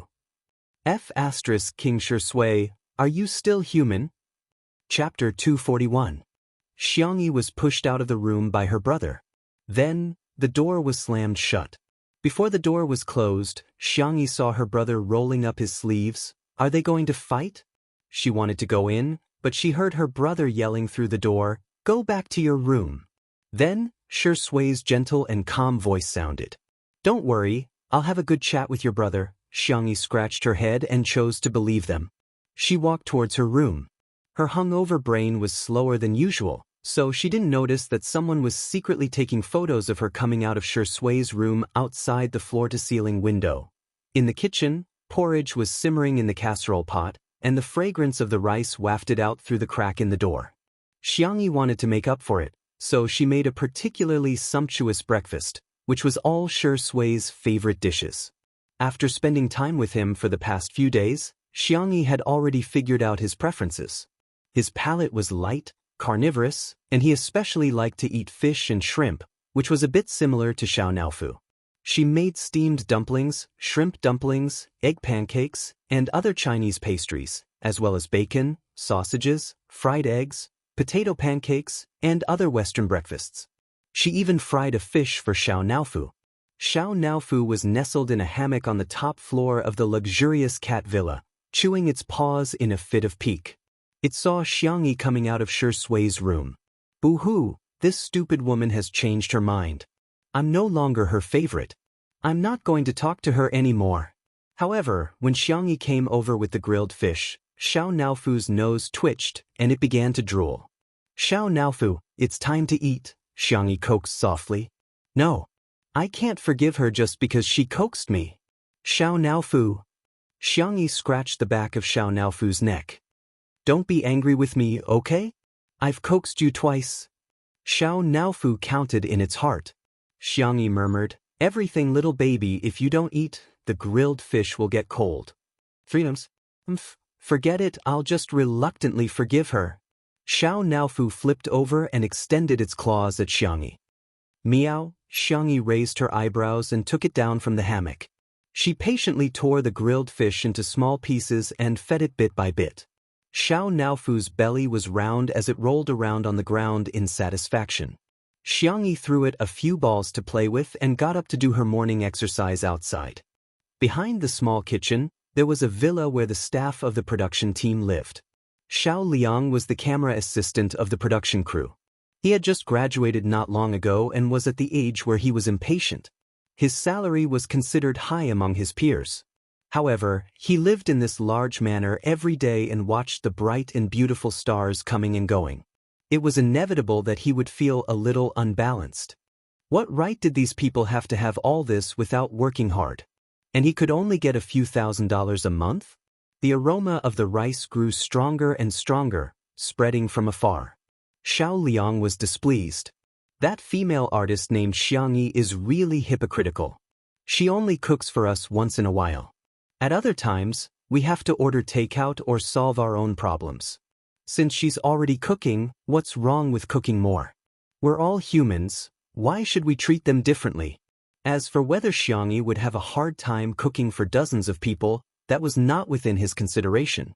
He gritted his teeth and found a paparazzi that he had accidentally added on his friend list. He typed, "There's a video of Xianxia and Xianxia. How much are you willing to pay?" During the morning rush hour, an explosive video instantly attracted everyone's attention. Chapter 242. The blogger who broke the news had a notorious reputation, but the netizens were keen on gossiping and would always curse while watching the drama unfold. Gossip Frontline v. Shocking. At the filming site of a well-known variety show, a certain female celebrity couldn't bear the loneliness and broke into the male guest's room in the middle of the night for a tryst. She didn't come out until the morning. The female guest's brother flew into a rage when he found out about it. Deeply ashamed of himself for having such a shameless sister, there was a 10-second video attached, in which a slender girl came out of the room with two men behind her. The blogger was very tactful. He didn't mention any names and even blurred out everyone's faces. However, the more he tried to cover it up, the more curious he became. The comments section was extremely lively. "Let's squat in the front row and see the name of this disgusting female guest. Oh my God, those clothes. I think I know who she is. Hey, the two men behind her have such good figures. Maybe this female celebrity is trying to get in between the two brothers' beautiful romance? Don't say that, it's disgusting. Let me decode the code. The variety show is Two Under One Roof, and the female guest is Xianxia, who has been in the limelight recently, while the male guest is Shui, the best actor. The older brother is a PhD student named Xianxia, who is very impressive. Seriously? I watched the live stream yesterday and had a good impression of Xianxia. Why is she causing trouble again today? She's always seducing men." The news caught them off guard, but Xianxia Entertainment, which Shui was in, still immediately released a statement. However, Tomato Entertainment, which Xianxia was in, didn't respond for a long time, which inevitably caused people to speculate. Little did they know that Tomato Entertainment felt that it was also a way to make a name for themselves.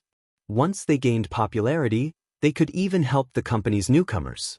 Why would they go against money? Anyway, Xianxia had been scolded all this while, so what if they scolded her a little more? In the manner. After having breakfast with Xinguang, Jiangxue exchanged contact information with Xianxia and reluctantly said goodbye. Although the three masters wanted to stay behind to teach, they were all tied up with miscellaneous matters and could only make an appointment later. Only Xianxia, Shui, and Xianxia were left at the dining table. "Brother Shui, try this xiaomai." "Brother Shui, this shrimp dumpling is also delicious. I added less salt according to your taste." "Brother Shui, do you want another bowl of congee? I'll get it for you." Xianxia gritted his teeth. "It's not like he doesn't have hands."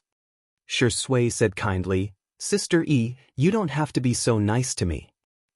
Anyway, I'm used to it. Your second brother is in a bad mood. You should coax him more."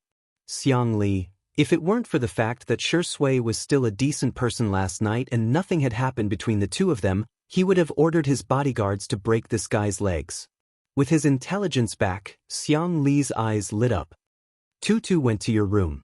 Didn't you feel anything?" Hearing this, Xianxia also felt that something was wrong. Shui wasn't tricking her, was he? "I drank a lot last night too," Shui said calmly. This was the truth, but he wasn't drunk.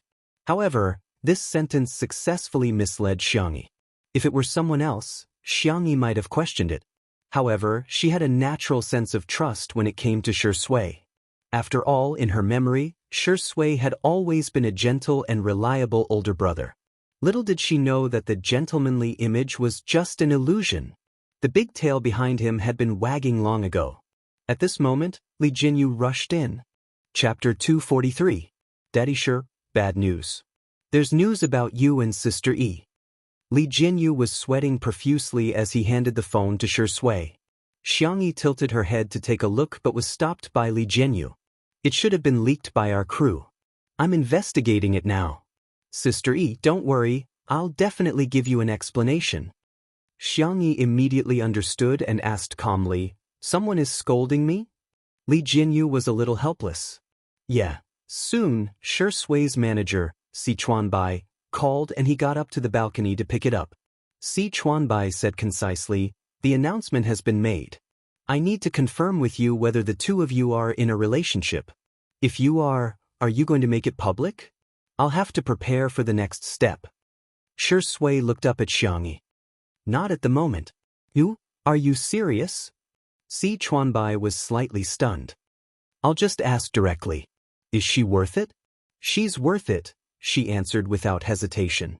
Si Chuanbai was silent for a while before saying, all right, I understand. Since it's your choice, I'll respect and cooperate with you. Then you...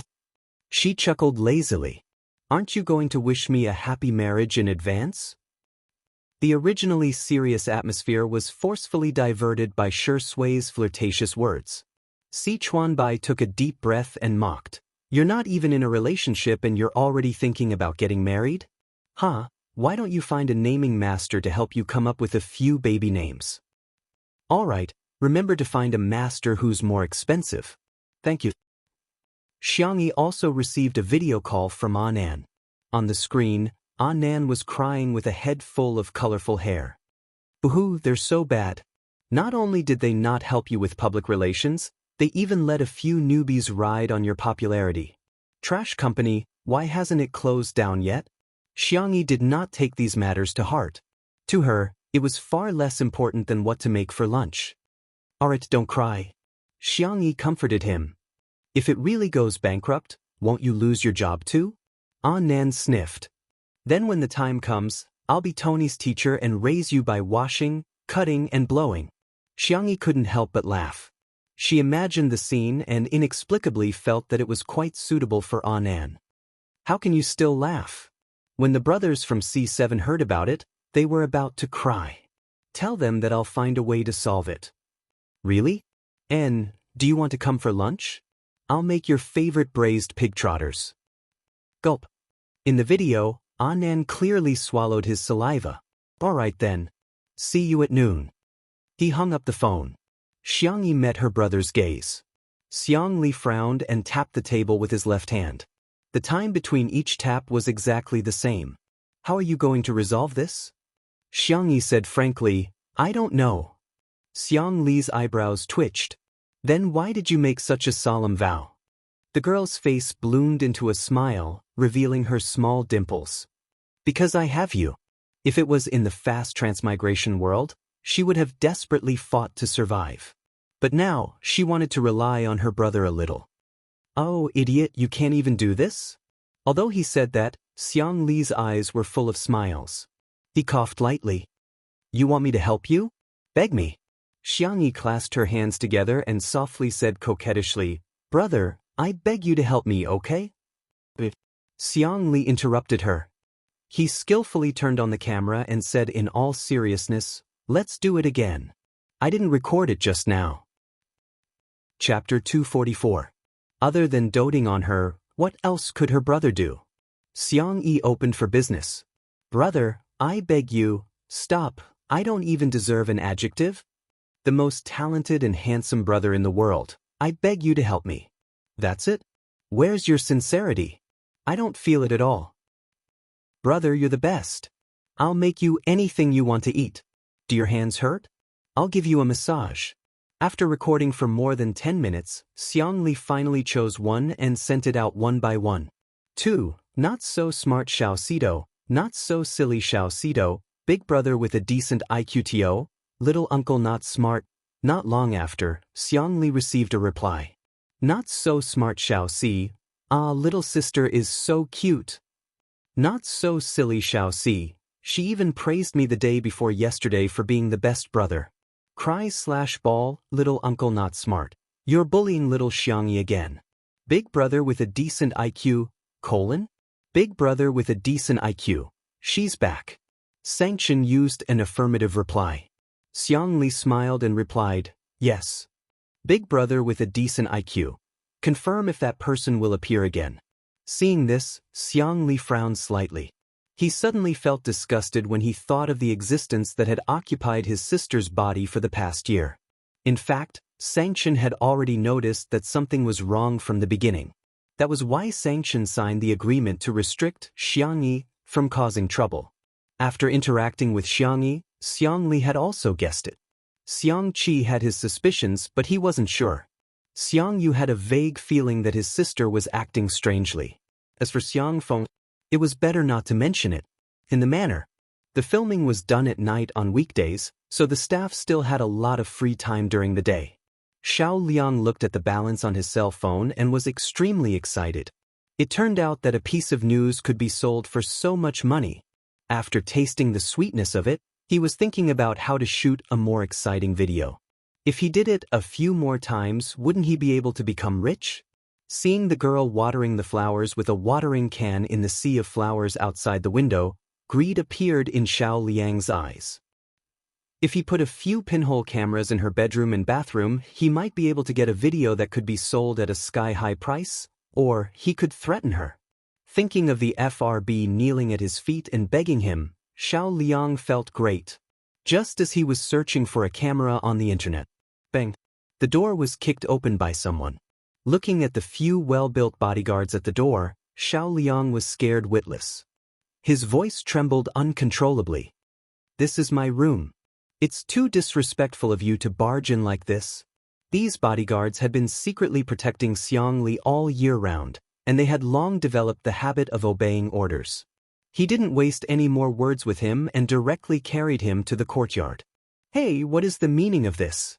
Let me go!" Xiao Liang yelled, "I'm the assistant cameraman of the production crew. Do you guys have any respect for our production crew?" When the staff saw this, they all gathered around. "What's going on? Hey, what right do you have to do this? Director Li, look at them. This is too much." Li Jianyu's face was cold. Quiet.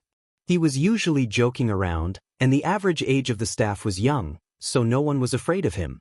However, when Li Jianyu became serious, the scene suddenly quieted down. The news on Weibo today was a mistake by our production crew. Here, in addition to apologizing to Teacher Xianxia, I also want to seek justice for Teacher Xianxia. Chapter 245. Li Jianyu's sharp gaze shot towards Xiao Liang. Xiao Liang's face was pale and his forehead was covered in cold sweat.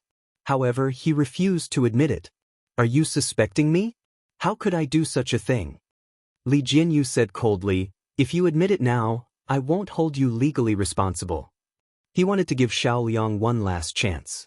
However, Xiao Liang thought that he was bluffing. Didn't he just take a video? Why would he be held legally responsible? Moreover, he had deleted all the chat records and used a distant relative's bank account to collect the money. In his opinion, he had done a perfect job. "I didn't do it. I swear. Otherwise, I'll be hit by a car when I go out." Xiao Liang swore. A few staff members who were familiar with him spoke up for him. "Director Li, is there a misunderstanding? Xiao Liang is usually a good person. He's not that kind of person." Li Jianyu's expression was cold. "Since you don't want a chance, don't blame me for being merciless." He took out the evidence directly. The video was recorded at 5 o'clock in the morning. The marketing account exposed it at 7 o'clock in the morning. At that time, most of us were still asleep. Dr. Xiang wrote a small program to capture the most Wi-Fi traffic devices in this area. "It's your phone." Xiao Liang's expression changed drastically.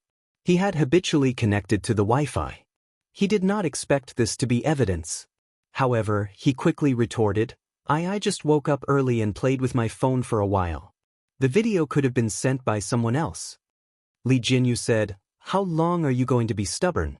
Dr. Xiang traced the source of the video. "It was sent by your device." Then it could have been sent by someone else using my phone." Xiao Liang's words were full of loopholes. The staff members who had spoken up for him earlier felt their hearts turn cold. Seeing this, Xiao Liang decided to go all out. "So what if I was the one who took the video? Why don't you blame Xianxia for seducing Shui? Why are you blaming me?"